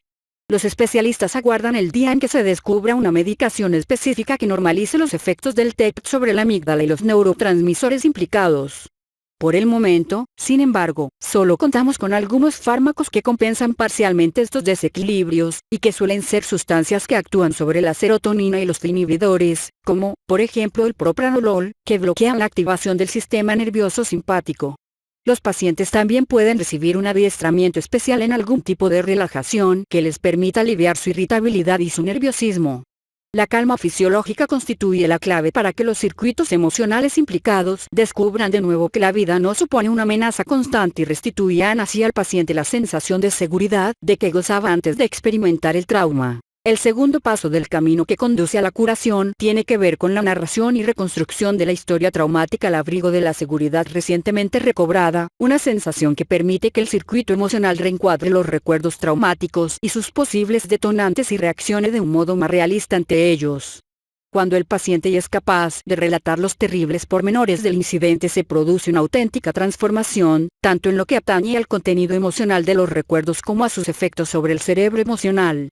El ritmo de esta rememoración verbal es un factor sumamente delicado y parece reflejar el ritmo natural de recuperación del trauma de quienes no llegan a experimentar el TEC. En estos casos parece existir una especie de reloj interno que alterna, a lo largo de días o incluso de meses, periodos de recuerdo del incidente con otros en los que el sujeto no parece recordar nada, permitiendo así una dosificación que favorece la asimilación gradual del incidente perturbador. Esta alternancia entre el recuerdo y el olvido parece fomentar tanto la integración espontánea del trauma como el reaprendizaje de una nueva respuesta emocional. No obstante, según Herman, en aquellas personas cuyo TEC se muestra más refractario al tratamiento, el mismo hecho de narrar su historia puede suscitar la aparición de temores incontrolables, en cuyo caso el terapeuta debería disminuir el ritmo, tratando de mantener las reacciones del paciente dentro de unos límites soportables que no interrumpieran el proceso de reaprendizaje. El terapeuta debe alentar al paciente a relatar los sucesos traumáticos tan minuciosamente como le sea posible, como si estuviera contando una película de terror, deteniéndose en cada detalle sórdido, lo cual no solo incluye todos los pormenores visuales, auditivos, olfativos y táctiles, sino también las reacciones, miedo, rechazo, náusea, que le produjeron estas sensaciones. El objetivo que se persigue en esta fase consiste en llegar a traducir verbalmente todas sus vivencias del acontecimiento, lo cual contribuye a la reintegración de recuerdos que pudieran estar disociados y desgajados de la memoria consciente, para poder recomponer así la escena con todo lujo de detalles. Esta tentativa verbalizadora cumple con la función de poner a todos los recuerdos bajo el control del neocórtex para que así las reacciones suscitadas puedan comprenderse y dirigirse mejor. En este punto del proceso de recuperación, el reaprendizaje emocional se logra en buena medida gracias a la vívida rememoración de los sucesos traumáticos y de las emociones que estos suscitaron, pero, en esta ocasión, en el contexto seguro de la consulta de un terapeuta responsable. Este abordaje terapéutico permite que el sujeto experimente directamente que el recuerdo del incidente traumático no tiene por qué ir acompañado de un pánico incontrolable, sino que puede ser revivido con total seguridad. En el caso del niño de 5 años que fue testigo del espeluznante asesinato de su madre, el dibujo del personaje con los ojos desorbitadamente abiertos realizado en la consulta de Spencer et fue el último que hizo. Y a partir de entonces, él y su terapeuta se implicaron en diferentes juegos que les permitieron establecer un vínculo profundo y armónico. Poco a poco, el niño comenzó a relatar la historia del asesinato, primero de un modo muy estereotipado, repitiendo una y otra vez los mismos detalles, pero, con el paso del tiempo, sus palabras fueron haciéndose cada vez más flexibles y fluidas, su cuerpo se fue relajando y, paralelamente, las pesadillas también fueron desapareciendo, indicadores, todos ellos, en opinión de Ed, de un cierto control del trauma. Paulatinamente, el tema de las entrevistas fue cambiando y centrándose cada vez menos en los miedos relacionados con el trauma y enfocándose en lo que ocurría en los acontecimientos cotidianos del niño, quien estaba tratando de recuperar paulatinamente el ritmo normal de su vida en su nuevo hogar con su padre. Una vez liberado del trauma, el niño fue finalmente capaz de centrarse en su vida cotidiana. Herman sostiene, asimismo, que los pacientes deben atravesar un periodo de duelo por las pérdidas que el trauma haya podido ocasionarles, ya se trate de una herida, de la muerte de un ser amado, de la ruptura de una relación, del arrepentimiento que les ocasiona algún paso que no debieran haber dado o simplemente de la crisis que suscita la pérdida de confianza en el prójimo. En este sentido, las quejas que acompañan a la rememoración verbal de los acontecimientos traumáticos constituyen un claro indicador de la capacidad del paciente para superar el trauma, porque ello significa que, en vez de estar continuamente asediado por los acontecimientos del pasado, puede comenzar a mirar hacia el futuro y albergar cierta esperanza de que es posible reconstruir su vida libre del yugo del trauma. Es, pues, como si por fin se pudiera erradicar la reactivación del terror traumático por parte del circuito emocional. El sonido de una sirena no tiene por qué desencadenar un ataque de pánico y los ruidos nocturnos no deben ir necesariamente acompañados de una reacción de terror. Ciertamente, los efectos posteriores y las recurrencias ocasionales de los síntomas persisten, dice Herman, pero hay signos inequívocos de que el trauma ya ha sido notoriamente superado. Entre estos cabe destacar la reducción de los síntomas fisiológicos hasta un nivel soportable y la capacidad de afrontar los sentimientos asociados al recuerdo del trauma. Especialmente significativo resulta el hecho de que los recuerdos traumáticos dejan de irrumpir de manera descontrolada, que el sujeto es capaz de recordarlos a voluntad, como si se tratara de recuerdos normales y, lo que es quizá más importante, que puede dejar de pensar en ellos. Todo esto implica, finalmente, la reanudación de una nueva vida en la que puedan establecerse profundas relaciones basadas en la confianza y en un sistema de creencias que encuentre sentido incluso a un mundo en el que caben este tipo de injusticias. Todos estos son, a fin de cuentas, indicadores del éxito de cualquier proceso de reeducación del cerebro emocional. La psicoterapia como reaprendizaje emocional. Afortunadamente, las tragedias que quedan grabadas a fuego son relativamente escasas en la vida de la mayoría de la gente. Sin embargo, a pesar de ello, el mismo circuito emocional que tan profundamente inscribe los recuerdos traumáticos, también permanece activo en los momentos menos dramáticos. Los problemas más comunes de la infancia, como, por ejemplo, sentirse crónicamente ignorado y falto de atención o afecto, el abandono, la pérdida o el rechazo social, tal vez no lleguen a alcanzar dimensiones tan traumáticas, pero también dejan su impronta en el cerebro emocional, ocasionando distorsiones, y también lágrimas y arrebatos de cólera, en las relaciones que el sujeto establecerá durante el resto de su vida. Pero si el TEC puede curarse, también pueden serlo las cicatrices emocionales que muchos de nosotros llevamos profundamente grabadas.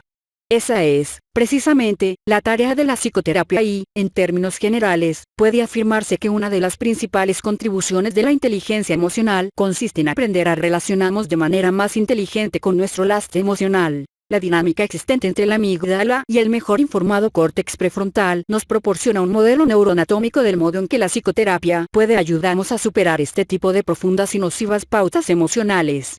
Como propone Joseph Ledoux, el investigador del sistema nervioso que descubrió el papel que desempeña la amígdala como desencadenante de los arrebatos emocionales. Una vez que el sistema emocional aprende algo, parece que jamás podrá olvidarlo, pero la psicoterapia nos ayuda a revertir esa situación porque, gracias a ella, el neocórtex puede aprender a inhibir el funcionamiento de la amígdala. De este modo, el sujeto puede superar la tendencia a reaccionar de manera automática, aunque las emociones básicas provocadas por la situación sigan persistiendo de manera subyacente. Así pues, aun después de un proceso de reaprendizaje emocional, o incluso después de una psicoterapia eficaz, siempre queda el vestigio de la reacción, del temor o de la susceptibilidad original. El córtex prefrontal puede moderar o refrenar el impulso a desbordarse de la amígdala, pero no puede eliminar completamente su respuesta automática. No obstante, aunque no podamos decidir cuándo seremos víctimas de un arrebato emocional, sí que podemos ejercer cierto control sobre cuánto tiempo durará.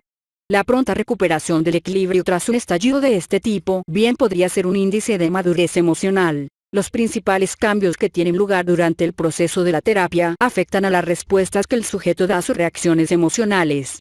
Pero no es posible eliminar completamente la tendencia a que se produzca la reacción. La prueba de ello nos la proporciona una serie de investigaciones psicoterapéuticas llevadas a cabo por Lester Luborsky y sus colegas de la Universidad de Pensilvania, que comenzaron llevándoles a identificar los principales problemas de relación que conducen al sujeto a buscar ayuda psicoterapéutica. El deseo de ser aceptados, la necesidad de intimidad, el miedo al fracaso, la franca dependencia. A continuación, los investigadores analizaron minuciosamente las respuestas típicas, siempre autoderrotistas, que los pacientes daban a los temores y deseos que suscitaban sus relaciones, como ser demasiado exigentes, lo que repercutía negativamente suscitando el rechazo o la indiferencia de los demás, o el repliegue a una actitud autodefensiva ante un supuesto desaire, lo que dejaba a la otra persona molesta por el aparente rechazo. En este tipo de encuentros, condenados de antemano al fracaso, los pacientes se sienten comprensiblemente desbordados por todo tipo de sentimientos frustrantes, como la desesperación, la tristeza, el resentimiento, el rechazo, la tensión, el miedo, la culpa, etc. E independientemente de cuál fuera la pauta concreta manifestada por un determinado paciente, esta parecía reproducirse en todas sus relaciones importantes, y afuera con la esposa, la amante, los hijos, los padres, los jefes o los subordinados. Sin embargo, en el curso de una terapia a largo plazo, estos pacientes deben afrontar dos tipos de cambios.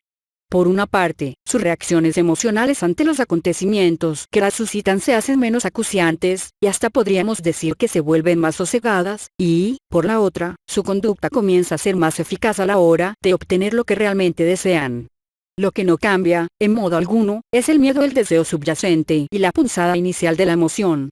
Los investigadores descubrieron también que, en el caso de los pacientes que solo habían asistido a unas pocas sesiones de psicoterapia, las entrevistas mostraban la mitad de las reacciones emocionales negativas que presentaban al comienzo de la terapia y, en cambio, eran doblemente proclives a obtener la respuesta positiva que tanto anhelaban de la otra persona. Pero recordemos también que lo que no cambiaba era la especial susceptibilidad subyacente a sus necesidades. En términos cerebrales, podemos concluir que el sistema límbico emite señales de alarma ante el menor indicio del acontecimiento temido, pero el córtex prefrontal y las áreas anejas son capaces de aprender un modelo de respuesta nuevo y más saludable. En resumen, pues, el reaprendizaje emocional, una tarea que, ciertamente, no concluye nunca, puede remodelar hasta los hábitos emocionales más profundamente arraigados de nuestra infancia. 14. El temperamento no es el destino. Hasta ahora hemos estado hablando de la modificación de las pautas de respuesta emocional aprendidas a lo largo de la vida, pero ¿qué ocurre con aquellas otras respuestas que dependen de nuestra dotación genética? ¿Cómo transformar las reacciones habituales de aquellas personas que, pongamos por caso, son sumamente inestables o desesperantemente tímidas? Nos estamos refiriendo, claro está, a aquellos estratos de la emoción que podríamos calificar bajo el epígrafe del temperamento, el trasfondo de sentimientos que configura nuestra predisposición básica, el estado de ánimo que caracteriza nuestra vida emocional. Hasta cierto punto, cada uno de nosotros posee un temperamento innato, se mueve dentro de un espectro concreto de emociones, una característica que forma parte del bagaje con que nos ha dotado la lotería genética y cuyo peso se hace sentir a lo largo de toda la vida. Todo padre sabe que, desde el momento de su nacimiento, un niño es tranquilo y plácido o, en cambio, irritable y difícil. La pregunta que ahora debemos hacernos es si la experiencia vital puede llegar a transformar este equipaje emocional determinado biológicamente. El sustrato biológico constituye un determinante irrevocable de nuestro destino emocional o, por el contrario, los niños tímidos pueden terminar convirtiéndose en adultos confiados. La respuesta más clara a esta cuestión nos la proporciona la investigación llevada a cabo por Jerome Kagan, un eminente psicólogo evolutivo de la Universidad de Harvard. Según Kagan existen al menos 4 temperamentos básicos: tímido, abierto, optimista y melancólico, correspondientes a 4 pautas diferentes de actividad cerebral. De hecho, cada ser humano responde con una prontitud, duración e intensidad emocional distinta, y en este sentido es muy probable que existan innumerables diferencias en la dotación temperamental innata, basadas en diferentes tipos constitucionales de actividad neuronal. La obra de Kagan centra en una de estas pautas, el continuo temperamental, que va de la apertura a la timidez. Son varias las madres que, a lo largo de los años, han estado llevando a sus niños al laboratorio para el desarrollo infantil, situado en el 4º piso del William James Hall, de Harvard, para que tomaran parte en la investigación realizada por Kagan sobre el desarrollo infantil. Ahí fue donde Kagan y sus colaboradores observaron experimentalmente por vez primera los signos de timidez que presentaba un grupo de niños de 21 meses de edad. En aquella investigación Kagan descubrió que algunos niños eran espontáneos, movedizos y jugaban con los demás sin la menor vacilación, mientras que otros, por el contrario, eran inseguros, retraídos, remoloneaban, se aferraban a las faldas de sus madres y se limitaban a observar en silencio el juego de los demás. Unos 4 años más tarde, cuando los niños estaban ya en la guardería, el equipo de Kagan repitió la observación y descubrió que, en todo aquel tiempo, ninguno de los niños expansivos se había convertido en tímido, pero que 2/3 de estos, en cambio, seguían siéndolo. Kagan descubrió que los niños más sensibles y asustadizos, del 15 al 20% de los que, según sus propias palabras, son conductualmente inhibidos innatos, se transformaron en adultos tímidos y temerosos. Estos niños son reacios a todo lo que les resulte poco familiar, tanto probar una nueva comida como aproximarse a animales o lugares desconocidos, y tienden a la autocrítica y al sentimiento de culpa. Son niños que se quedan ansiosamente paralizados en las situaciones sociales, ya sea en la clase, en el patio de recreo, en presencia de personas desconocidas o donde quiera, en suma, que se sientan observados, y, cuando alcanzan la madurez, tienden a permanecer aislados y tienen un miedo enfermizo a dar una charla o a cometer cualquier actividad en la que se sientan expuestos a la mirada ajena. Tom, uno de los niños que participaron en el estudio de Caugan, constituye un verdadero paradigma del tímido. En cada una de las mediciones que se realizaron a lo largo de la infancia, a los 2, a los 5 y a los 7 años de edad, Tom destacó como uno de los niños más tímidos. En la entrevista que tuvo lugar a los 13 años de edad, Tom permanecía tenso y rígido, se mordía los labios, retorcía las manos y se mantenía impasible, solo llegó a esbozar una sonrisa. Cuando la entrevista versó sobre su amiguita, sus respuestas eran lacónicas y sus maneras, sumisas. Según dijo, durante todo aquel tiempo había sido muy tímido y sudaba cada vez que tenía que aproximarse a alguno de sus compañeros. También se había sentido perturbado por multitud de miedos, miedo a que su casa se quemase, miedo a lanzarse a la piscina, miedo a estar solo en la oscuridad, etc., y se vio asaltado por muchas pesadillas en las que era atacado por monstruos. Es cierto que en los últimos 2 años tenía menos vergüenza que antes, pero todavía sufría alguna ansiedad cuando estaba con otros niños, y sus preocupaciones se centraban ahora en el rendimiento escolar, aunque era uno de los alumnos más aventajados. Tom era hijo de un científico y planeaba estudiar ciencias, porque la aparente soledad de su desempeño se ajustaba perfectamente a su predisposición introvertida. Ralph, por el contrario, era uno de los niños más abiertos y expansivos del estudio. Era un niño muy locuaz que siempre estaba relajado. A los 13 años permanecía cómodamente sentado, sin mostrar el menor signo de nerviosismo, y hablaba con el entrevistador en un tono confiado y cordial, como si fuera uno más de sus compañeros, a pesar de que la diferencia de edad entre ellos fuera de unos 25 años. Durante la infancia, solo había sentido 2 miedos pasajeros, uno de ellos a los perros, después de que un gran perro saltara sobre él a la edad de 3 años, y el otro a volar, cuando, a los 7 años de edad, oyó hablar de un accidente de aviación. Sociable y popular, Ralph nunca se había considerado un niño vergonzoso. Los niños tímidos parecen venir a la vida con un sistema nervioso que les hace sumamente reactivos a las más leves tensiones y, desde el mismo momento del nacimiento, sus corazones laten más rápidamente que los de los demás en respuesta a situaciones extrañas o insólitas. La frecuencia cardíaca de los niños que, a los 21 meses, se mostraban más reacios a jugar, era más acelerada que la de los demás. Y es precisamente esa ansiedad y esa hiperexcitabilidad lo que parece subyacer a su timidez, puesto que se enfrentan a cualquier persona o situación desconocida como si se tratara de una amenaza potencial. Y tal vez sea también por ello por lo que las mujeres de mediana edad, que recuerdan haber sido especialmente vergonzosas en su infancia, tienden a vivir con más miedos, preocupaciones y culpabilidad y a padecer más problemas relacionados con el estrés, dolores de cabeza, colon irritable y otros problemas digestivos, que aquellas otras que durante la infancia eran más abiertas y expresivas. La neuroquímica de la timidez. En opinión de Caugan, la diferencia existente entre el cauteloso Tom y el expansivo Ralph se origina en la excitabilidad de un circuito nervioso centrado en la amígdala. Según Caugan, la gente proclive, como Tom, a la timidez, tiene una predisposición neuroquímica innata a la hiperexcitabilidad de ese circuito, y este es el motivo por el cual evitan las situaciones desconocidas, huyen de la incertidumbre y sufren de ansiedad. Por el contrario, quienes, como Ralph, tienen un sistema nervioso calibrado a un umbral superior de activación de la amígdala, son menos temerosos, más expansivos y más dispuestos a explorar lugares desconocidos y conocer a nuevas personas. Uno de los indicadores más tempranos de este patrón nervioso heredado es lo difícil e irritable que es el niño o lo tenso que se pone cada vez que debe enfrentarse a algo o a alguien desconocido.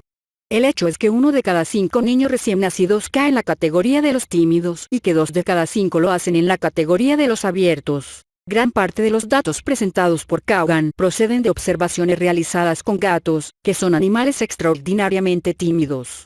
1 de cada 7 gatos caseros presenta una pauta de timidez parecida a las de los niños vergonzosos. Son gatos que, en lugar de exhibir la legendaria curiosidad felina, huyen de las novedades, son reacios a explorar nuevos territorios y son tan retraídos que solo atacan a los roedores pequeños, mientras que sus congéneres más animosos no dudan en perseguir a roedores mayores.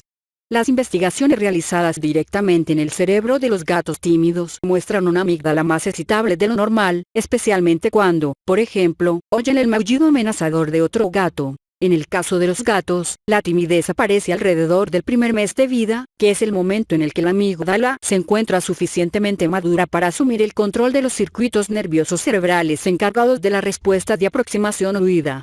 Un mes en el cerebro de un gatito es equiparable a 8 meses en el cerebro humano. El periodo en el que, según Caugan, aparece el miedo a lo desconocido en los bebés, es precisamente durante este periodo. Si la madre abandona la habitación y deja al niño en presencia de un extraño, el niño rompe a llorar. Tal vez, postula Caugan, los niños tímidos hereden un porcentaje crónicamente elevado de noradrenalina o de algún otro neurotransmisor cerebral que estimule la amígdala y así rebaje el umbral de excitabilidad que facilite la activación de la amígdala. Uno de los síntomas de esta exacerbación de la sensibilidad es que ante situaciones de estrés, como, por ejemplo, olores desagradables, los chicos y chicas que vivieron una infancia tímida muestran una frecuencia cardíaca mucho más elevada que la de sus compañeros, un síntoma que sugiere que la noradrenalina está activando su amígdala y todo su sistema nervioso simpático. Caugan descubrió que los niños tímidos presentan una reactividad mayor en todas las manifestaciones del sistema nervioso simpático, desde la presión sanguínea hasta la dilatación de las pupilas y los niveles de marcadores de noradrenalina en su orina. El silencio es también otro termómetro de la timidez. Donde quiera que el equipo de Caugan observara niños tímidos y niños abiertos en un entorno natural, y afuera en el jardín de infancia, con niños desconocidos o charlando con el entrevistador, los niños tímidos hablaban menos. Un niño tímido de esta edad no suele responder cuando le hablan, y pasa mucho más tiempo mirando cómo juegan los demás.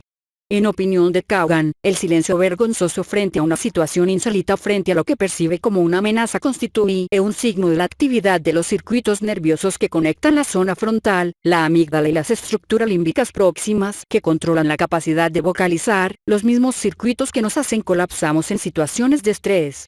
Estos niños hipersensibles corren un gran riesgo de desarrollar trastornos de ansiedad, como, por ejemplo, ataques de pánico, en una época tan temprana como el sexto o séptimo curso. En un estudio llevado a cabo sobre 754 chicos y chicas de estas edades se descubrió que 44 de ellos ya habían sufrido al menos un ataque de pánico o habían experimentado síntomas similares con anterioridad.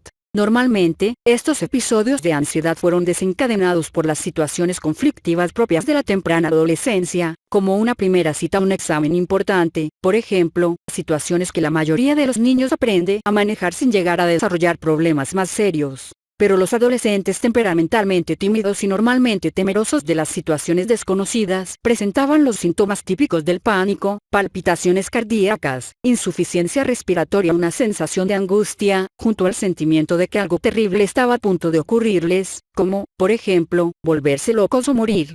Los investigadores creen que, aunque los episodios no eran lo bastante significativos como para merecer el diagnóstico psiquiátrico de crisis de pánico, estos adolescentes corren un grave riesgo de desarrollar este tipo de problemas. De hecho, muchos de los adultos que sufren de ataques de pánico afirman que estos comenzaron en su pubertad.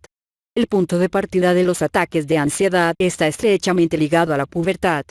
Las chicas que manifiestan pocos signos de pubertad no suelen presentar tales ataques, pero un 8% aproximadamente de las que atraviesan la pubertad afirman haber experimentado ataques de pánico que suelen terminar conduciéndolas a una contracción crónica ante la vida. Nada me preocupa. El temperamento alegre en los años 20, mi joven tía June abandonó su hogar de Kansas City y se aventuró a viajar sola a Shanghái, un viaje realmente peligroso en aquellos tiempos para una mujer. En ese centro internacional del comercio y de la intriga, mi tía conoció a un funcionario británico de la policía colonial que terminaría convirtiéndose en su marido. Cuando, a comienzos de la Segunda Guerra Mundial, los japoneses ocuparon Shanghái, mis tíos fueron internados en el campo de concentración sobre el que versa la película El Imperio del Sol. Después de sobrevivir a los terribles años pasados en el campo de prisioneros, mis tíos lo habían perdido prácticamente todo y fueron repatriados a la Columbia Británica. Todavía recuerdo el primer encuentro que tuve con mi tía June, una mujer anciana y vital cuya vida había seguido un curso extraordinario. En sus últimos años sufrió un ataque de apoplejía que la mantenía parcialmente paralizada, pero, tras un lento y arduo proceso de rehabilitación, pudo volver a caminar renqueando. Recuerdo que uno de aquellos días me hallaba paseando con ella, ya en sus 70 años, cuando se rezagó y al cabo de unos instantes oí su débil grito pidiendo ayuda. Mi tía se había caído y no podía ponerse en pie. Yo me precipité a ayudarla y cuando lo hice, en lugar de lamentarse, se rió de sus apuros y su único comentario fue un despreocupado bueno, al menos puedo caminar de nuevo. Hay personas, como mi tía, cuyas emociones parecen gravitar de forma natural en torno al polo positivo. Son personas naturalmente optimistas y despreocupadas. Hay otras, en cambio, que son malhumoradas y melancólicas. Esta dimensión del temperamento, entusiasta en un extremo y melancólico en el otro, parece estar ligada a la actividad relativa de las áreas prefrontales derecha e izquierda, los polos superiores del cerebro emocional. Esta es, al menos, la conclusión fundamental de la investigación realizada por Richard Davidson, un psicólogo de la Universidad de Wisconsin, que descubrió que las personas que tienen una actividad predominantemente más intensa en el lóbulo frontal izquierdo son temperamentalmente alegres, disfrutan del contacto con las personas y las situaciones que la vida les depara y se recuperan prontamente de los contratiempos, como ocurría en el caso de mi tía Juni. En cambio, aquellos otros cuya actividad preponderante radica en el lóbulo prefrontal derecho son proclives a la negatividad y a los estados de ánimo agrios, y se desconciertan con más facilidad ante los contratiempos. Parece, pues, como si fueran incapaces de desconectarse de sus preocupaciones y de sus depresiones. En uno de los experimentos típicos realizados por Davidson, se comparó a una serie de voluntarios que presentaban una actividad prefrontal preponderantemente izquierda con otros 15 sujetos que mostraban una mayor actividad en el lado derecho. Aquellos con una marcada actividad frontal derecha presentaban una pauta característica de negatividad en un test de personalidad, se asemejaban al personaje caricaturizado por las películas de Woody Allen, el tipo neurasténico que ve catástrofes hasta en las cosas más nimias, el sujeto propenso a asustarse y a enfadarse, suspicaz ante un mundo preñado de abrumadoras dificultades y de peligros ocultos. Por su parte, aquellos en quienes predominaba la actividad prefrontal izquierda veían el mundo de un modo muy diferente a como lo hacían los melancólicos. Eran sociables y alegres, tenían una gran confianza en sí mismos y se sentían provechosamente comprometidos con la vida. Sus puntuaciones en los test psicológicos sugerían un menor peligro de caer en la depresión o sufrir otra clase de trastornos emocionales. Davidson también descubrió que, a diferencia de lo que ocurre con quienes nunca han estado deprimidos, las personas que tienen un historial de depresión clínica presentan un menor nivel de actividad cerebral en el lóbulo frontal izquierdo y, por el contrario, una mayor activación en el lado derecho, un patrón que también se presentaba en aquellos pacientes a quienes se diagnosticaba una depresión por vez primera. A partir de esos datos, que, por cierto, todavía requieren de una adecuada verificación experimental, Davidson formuló la hipótesis de que las personas que han superado una depresión aprenden a intensificar el nivel de actividad de su lóbulo prefrontal izquierdo. Aunque esta investigación se haya realizado sobre el 30% aproximado de personas que se sitúan en ambos extremos de esta dimensión, casi todo el mundo, dice Davidson, puede ser clasificado, en función de sus pautas de ondas cerebrales, como tendiendo hacia uno u otro de ambos tipos, puesto que el contraste temperamental existente entre el tipo arisco y el tipo alegre se manifiesta de muchos modos diferentes. Por ejemplo, en un determinado experimento, un grupo de voluntarios contemplaba varios cortometrajes.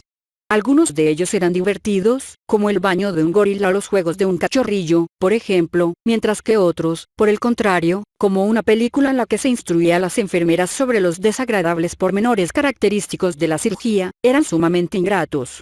Los sujetos que habían sido adscritos al tipo hemisferio derecho consideraron que las películas divertidas no lo eran tanto, pero mostraron un disgusto y un desasosiego manifiesto en reacción a la sangre y al bisturí.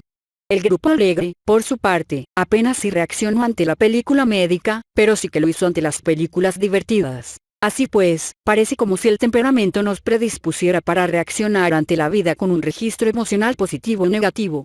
Al igual que ocurría con la dimensión timidez-apertura, la tendencia hacia el temperamento melancólico optimista aparece también durante el primer año de vida, hecho que apoya fuertemente la hipótesis de que el temperamento es un dato genéticamente determinado. Como sucede con la mayor parte del cerebro, durante los primeros meses de vida, los lóbulos frontales todavía están madurando y su actividad no puede valorarse de un modo fiable hasta los 10 meses de edad aproximadamente.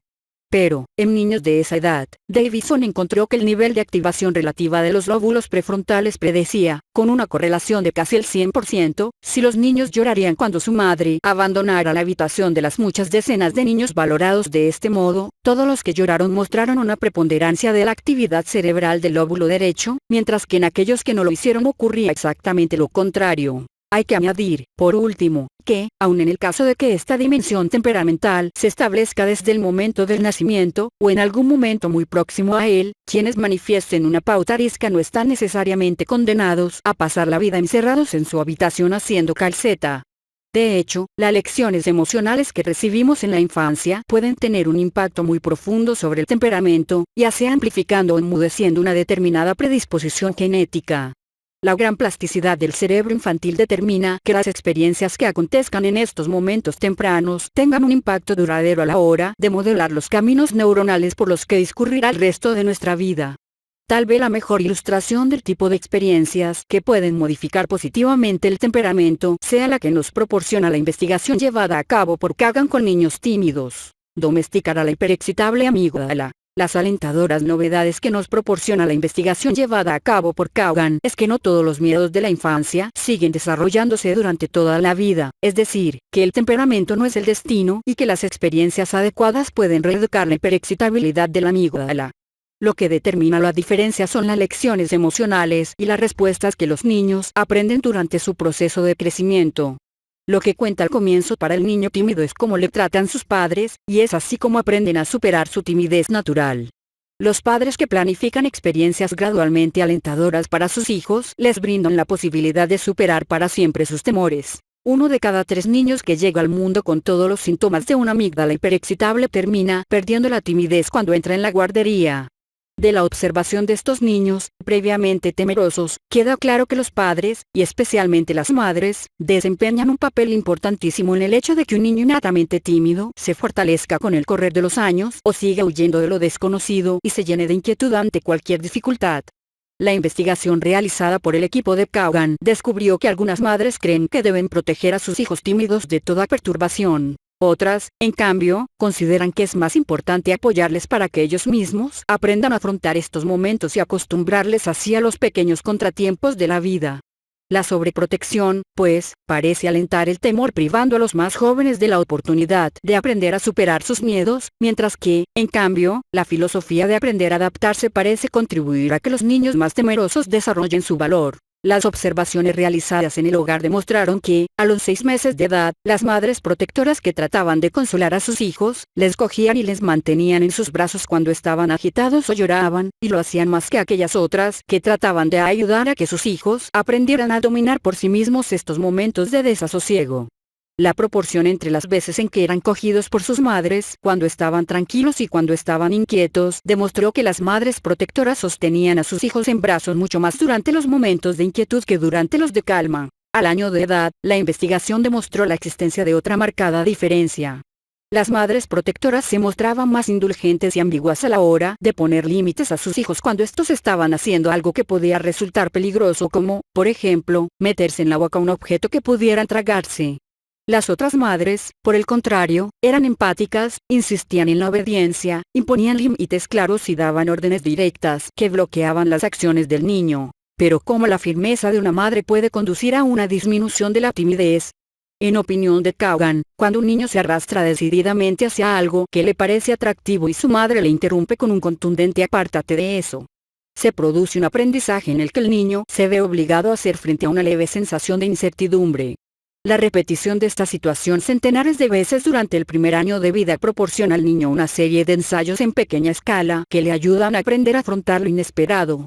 Esta es, precisamente, la clase de encuentro que debe aprender a controlar el niño tímido, y la forma más adecuada de hacerlo es en pequeñas dosis. Si los padres se muestran amorosos pero no cogen en brazos al niño y le consuelan ante cada pequeño contratiempo, este terminará aprendiendo por sí mismo a controlar estas situaciones. A los 2 años de edad, cuando volvían a llevar los niños temerosos al laboratorio de Kagan, se mostraron mucho menos propensos a llorar ante el gesto serio de un extraño o cuando un experimentador les ponía un esfigmomanómetro en el brazo para medir su tensión sanguínea. La conclusión de Kagan fue la siguiente. Parece que las madres que protegen a sus hijos muy reactivos contra la frustración y la ansiedad, esperando ayudar así a la superación de este problema, aumentan la incertidumbre del niño y terminan provocando el efecto contrario. En otras palabras, parece que la estrategia protectora priva a los niños de la oportunidad de aprender a calmarse a sí mismos frente a lo desconocido y así poder superar un poco más sus miedos. A nivel neurológico, esto significa que los circuitos prefrontales pierden la oportunidad de aprender respuestas alternativas ante el miedo reflejo y, en su lugar, la repetición simplemente fortalece la tendencia a la timidez. Por el contrario, según me dijo Kagan, aquellos niños que habían logrado vencer su timidez en la guardería tenían padres que ejercían una leve presión para que fueran más sociables. Aunque este rasgo temperamental parezca más difícil de cambiar que otros, probablemente a causa de sus fundamentos fisiológicos, no existe ninguna cualidad humana que sea inmutable. A lo largo de la infancia algunos niños tímidos se van abriendo en la medida en que la experiencia va moldeando su sistema nervioso. La presencia de un alto nivel de competencia social, la cooperación, el buen trato con los demás niños, la empatía, la predisposición a dar y compartir, la consideración y la capacidad de desarrollar amistades íntimas, constituye uno de los predictores de que un niño tímido terminará superando esta inhibición natural. Estos eran los rasgos característicos de un grupo de niños que, a la edad de 4 años, habían sido identificados como tímidos y que cambiaron a eso de los 10 años de edad. Por el contrario, aquellos otros niños tímidos cuyo temperamento no sufrió ningún cambio perceptible a los 10 años de edad, eran menos diestros emocionalmente, lloraban, se alejaban cuando debían enfrentarse a alguna situación problemática, se mostraban emocionalmente torpes, eran miedosos, ariscos, solían irritarse ante la menor frustración, tenían dificultades para demorar la gratificación, eran muy suspicaces a las críticas y eran desconfiados. Estas lagunas emocionales constituyen serios obstáculos en su relación con los demás niños, a quienes ponen en situación de tener que acercarse a ellos. No es difícil advertir el motivo por el cual los niños emocionalmente más competentes tienden a superar espontáneamente su timidez, aunque sean temperamentalmente vergonzosos, puesto que su destreza social les abre un abanico más amplio de experiencias positivas con los demás. Son niños que, una vez que rompen el hielo que supone, por ejemplo, dirigirse a un nuevo compañero, son socialmente brillantes. La repetición de esta situación a lo largo de los años tiende naturalmente a convertirles en personas mucho más seguras de sí mismas. Estos avances hacia la apertura resultan muy alentadores porque sugieren que, en cierto modo, hasta las mismas pautas emocionales innatas pueden cambiar. Un niño que nace temeroso puede aprender a tranquilizarse o incluso a abrirse a lo desconocido. La timidez, o cualquier otro rasgo temperamental, forma parte de nuestro bagaje biológico, pero eso no significa que nos hallemos inexorablemente condicionados por los rasgos emocionales heredados.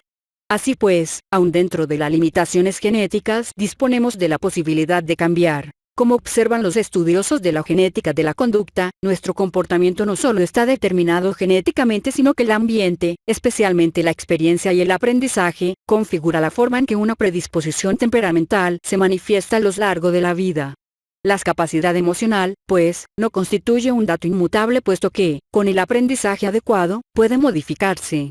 Las razones que explican este hecho hay que buscarlas en el modo en que madura el cerebro humano. La infancia. Una puerta abierta a la oportunidad en el momento del nacimiento. El cerebro del ser humano no está completamente formado, sino que sigue desarrollándose, y es en la temprana infancia cuando este proceso de crecimiento es más intenso. El niño nace con muchas más neuronas de las que poseerá en su madurez y, a lo largo de un proceso conocido con el nombre de podado, el cerebro va perdiendo las conexiones neuronales menos frecuentadas y fortaleciendo aquellos circuitos sinápticos más utilizados. De este modo, el podado, al eliminar las sinapsis menos utilizadas, mejora la relación señal-ruido del cerebro, extirpando la causa misma del ruido. Este proceso es constante y rápido, ya que las conexiones sinápticas pueden establecerse en cuestión de días o incluso de horas. La experiencia, especialmente durante la infancia, va esculpiendo nuestro cerebro. La demostración clásica del impacto de la experiencia sobre el desarrollo del cerebro la proporcionaron los premios Nobel Thorsten Giesel y David Bell, neurocientíficos, que demostraron la existencia de un periodo crítico, durante los primeros meses de vida de los gatos y de los monos, en el desarrollo de las sinapsis que portan las señales procedentes del ojo hasta el córtex visual, en donde son interpretadas. Si durante este periodo se mantiene, por ejemplo, un ojo cerrado, el número de sinapsis que conectan ese ojo con el córtex visual disminuye, mientras que las del ojo abierto se multiplican. Cuando, tras este periodo crítico, se destapa este ojo, el animal permanece funcionalmente ciego de este ojo, una ceguera que no se debe a ningún defecto anatómico, sino que está relacionada con el pequeño número de sinapsis que conectan el ojo con el córtex visual. En el caso de los seres humanos, el correspondiente periodo crítico para el desarrollo de la visión se prolonga durante los 6 primeros años de vida. Durante este tiempo, la visión normal estimula la formación de conexiones neuronales cada vez más complejas entre el ojo y el córtex visual. El hecho de mantener cerrado un ojo durante este periodo unas pocas semanas puede terminar produciendo un déficit mensurable en la capacidad visual de este ojo.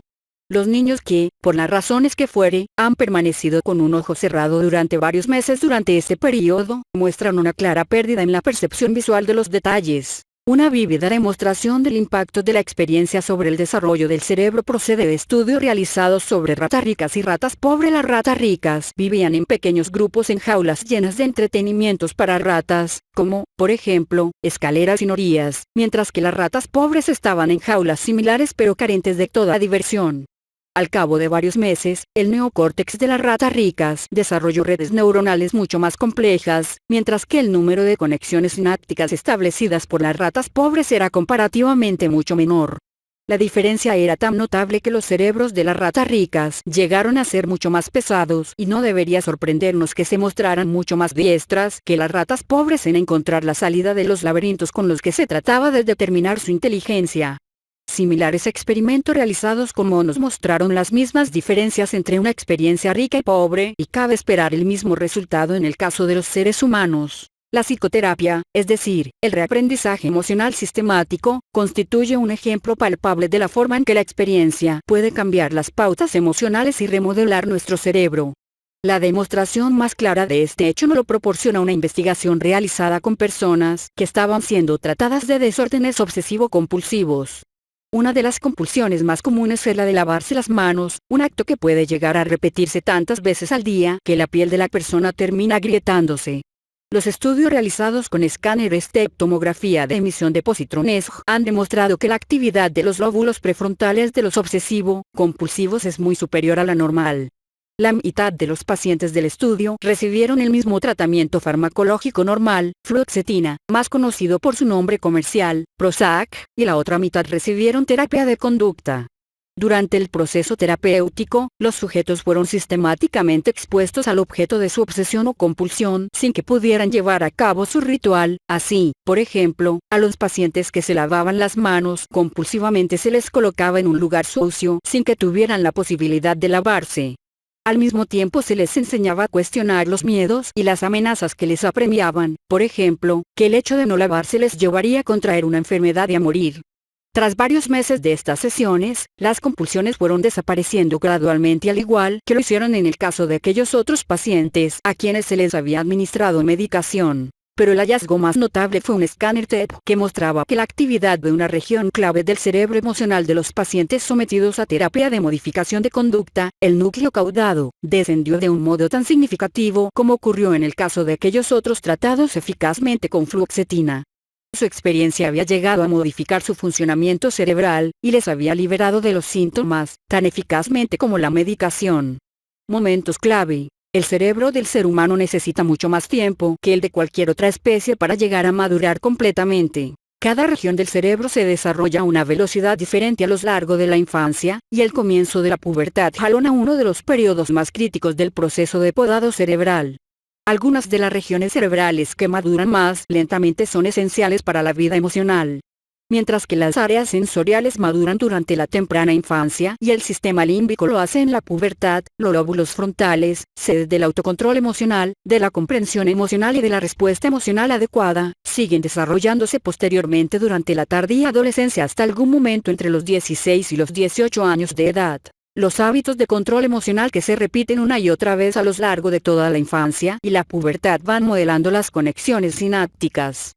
De este modo, la infancia constituye una oportunidad crucial para modelar las tendencias emocionales que el sujeto mostrará durante el resto de su vida, y los hábitos adquiridos en esta época terminan grabándose tan profundamente en el entramado sináptico básico de la arquitectura neuronal, que después son muy difíciles de modificar. Dada la importancia de los lóbulos prefrontales en el control de la emoción, la misma oportunidad que permite el modelado sináptico de esta región cerebral implica que las experiencias del niño también pueden terminar modelando conexiones duraderas en los circuitos reguladores del cerebro emocional. Como ya hemos visto, la sensibilidad de los padres a las necesidades de sus hijos, las ocasiones y la guía con que cuentan estos para aprender a controlar sus propios impulsos y el ejercicio de la empatía constituyen elementos fundamentales del desarrollo emocional. Por el mismo motivo, el descuido, el abuso, la falta de sintonía, la brutalidad y la indiferencia pueden dejar su negativa impronta profundamente grabada en los circuitos nerviosos de la emoción. Una de las lecciones emocionales más fundamentales, aprendida en la más temprana infancia y perfeccionada a lo largo del resto de la niñez, tiene que ver con la forma de consolarse cuando uno está afligido. En el caso de los niños muy pequeños, el consuelo procede de sus cuidadores. Una madre escucha el llanto de su hijo, le coge, le sostiene en sus brazos y le mece hasta que se tranquiliza. En opinión de algunos teóricos, esta conexión biológica enseña a niños la forma de hacer esto consigo mismo. Entre los 10 y los 18 meses existe un periodo crítico durante el cual se establecen unas conexiones entre la región orbitofrontal del córtex prefrontal y el cerebro límbico que constituyen una especie de interruptor de la ansiedad. Los investigadores sostienen que los niños que han experimentado suficientes episodios de consuelo durante este periodo disponen de una conexión límbico-orbitofrontal más sólida que les ayuda a controlar la ansiedad y a tranquilizarse a sí mismos durante el resto de su vida. A decir verdad, el arte de tranquilizarse a sí mismo se aprende a lo largo de los años y recurriendo a medios distintos a medida que la maduración del cerebro le proporciona herramientas emocionales cada vez más sofisticadas. Recordemos que los lóbulos frontales, tan importantes para la regulación de los impulsos límbicos, maduran durante la adolescencia. Otro circuito clave que sigue modelándose a lo largo de toda la infancia se centra en el nervio vago, entre cuyas muchas funciones se cuenta la regulación de la actividad cardíaca y el control de las señales que llegan a la amígdala procedentes de las glándulas suprarrenales, estimulándola a secretar catecolaminas, activadoras de la respuesta de lucha-huida. Un equipo de la Universidad de Washington, que evaluó la influencia de los diferentes estilos de crianza, descubrió que el trato con unos padres emocionalmente adecuados mejora el funcionamiento del nervio vago. En opinión de John Gottman, quien realizó esta investigación, los padres modifican el tono vagal de sus hijos, una medida del nivel de activación del nervio vago, mediante el adiestramiento emocional que les proporcionan, hablar sobre los sentimientos y sobre cómo comprenderlos, no ser excesivamente críticos ni reprobadores, tratar de encontrar soluciones a los problemas emocionales y enseñarles a recurrir a alternativas distintas a la pelea y el encierro en sí mismos cuando están enojados o tristes. Cuando esta actividad se realiza adecuadamente, los niños están en mejores condiciones para controlar la actividad vagal que mantiene a la amígdala dispuesta a activar al cuerpo con hormonas de lucha-huida, mejorando así su conducta. Así pues, cada una de las habilidades clave de la inteligencia emocional cuenta con un periodo crítico de desarrollo que perdura durante toda la infancia y que proporciona una oportunidad preciosa para inculcar en el niño hábitos emocionales constructivos o, en caso contrario, dificultar la corrección posterior de las posibles carencias. El proceso de modelado y podado de los circuitos neuronales que tiene lugar durante la infancia podría explicar los efectos decisivos y duraderos de los traumas emocionales infantiles, la necesidad de un largo proceso psicoterapéutico para llegar a incidir sobre estas pautas y también, como ya hemos visto, la persistencia latente de sus patrones a pesar de las nuevas comprensiones y respuestas aprendidas durante la terapia. A decir verdad, la plasticidad del cerebro perdura durante toda la vida, aunque no ciertamente del mismo modo que en la infancia. Todo aprendizaje implica un cambio cerebral, un fortalecimiento de las conexiones sinápticas. Los cambios cerebrales observados en los pacientes con desórdenes obsesivo-compulsivos demuestran que el esfuerzo sostenido en cualquier momento de la vida puede llegar a transformar, incluso a nivel neuronal, los hábitos emocionales. Para mejor o para peor, lo que ocurre con el cerebro en los casos de trastorno de estrés postraumático, o también, por cierto, en el caso de la terapia, es similar al efecto de todo tipo de experiencias emocionales repetidas o intensas. En este sentido, las lecciones emocionales más importantes son las que los padres dan a sus hijos. Existe una gran diferencia entre los hábitos emocionales inculcados por padres que están profundamente conectados con las necesidades emocionales de sus hijos y que proporcionan una educación empática, y aquellos otros proporcionados por padres que, por el contrario, se hallan tan absortos en sí mismos que ignoran la ansiedad de sus hijos o que simplemente se limitan a gritar y a golpearles caprichosamente. En cierto sentido, la psicoterapia constituye un intento de enmendar lo que se torció o quedó completamente soslayado durante los primeros años de la vida. Pero ¿qué es lo que nos impide proporcionar al niño el cuidado y la orientación necesarios para cultivar esas habilidades emocionales fundamentales,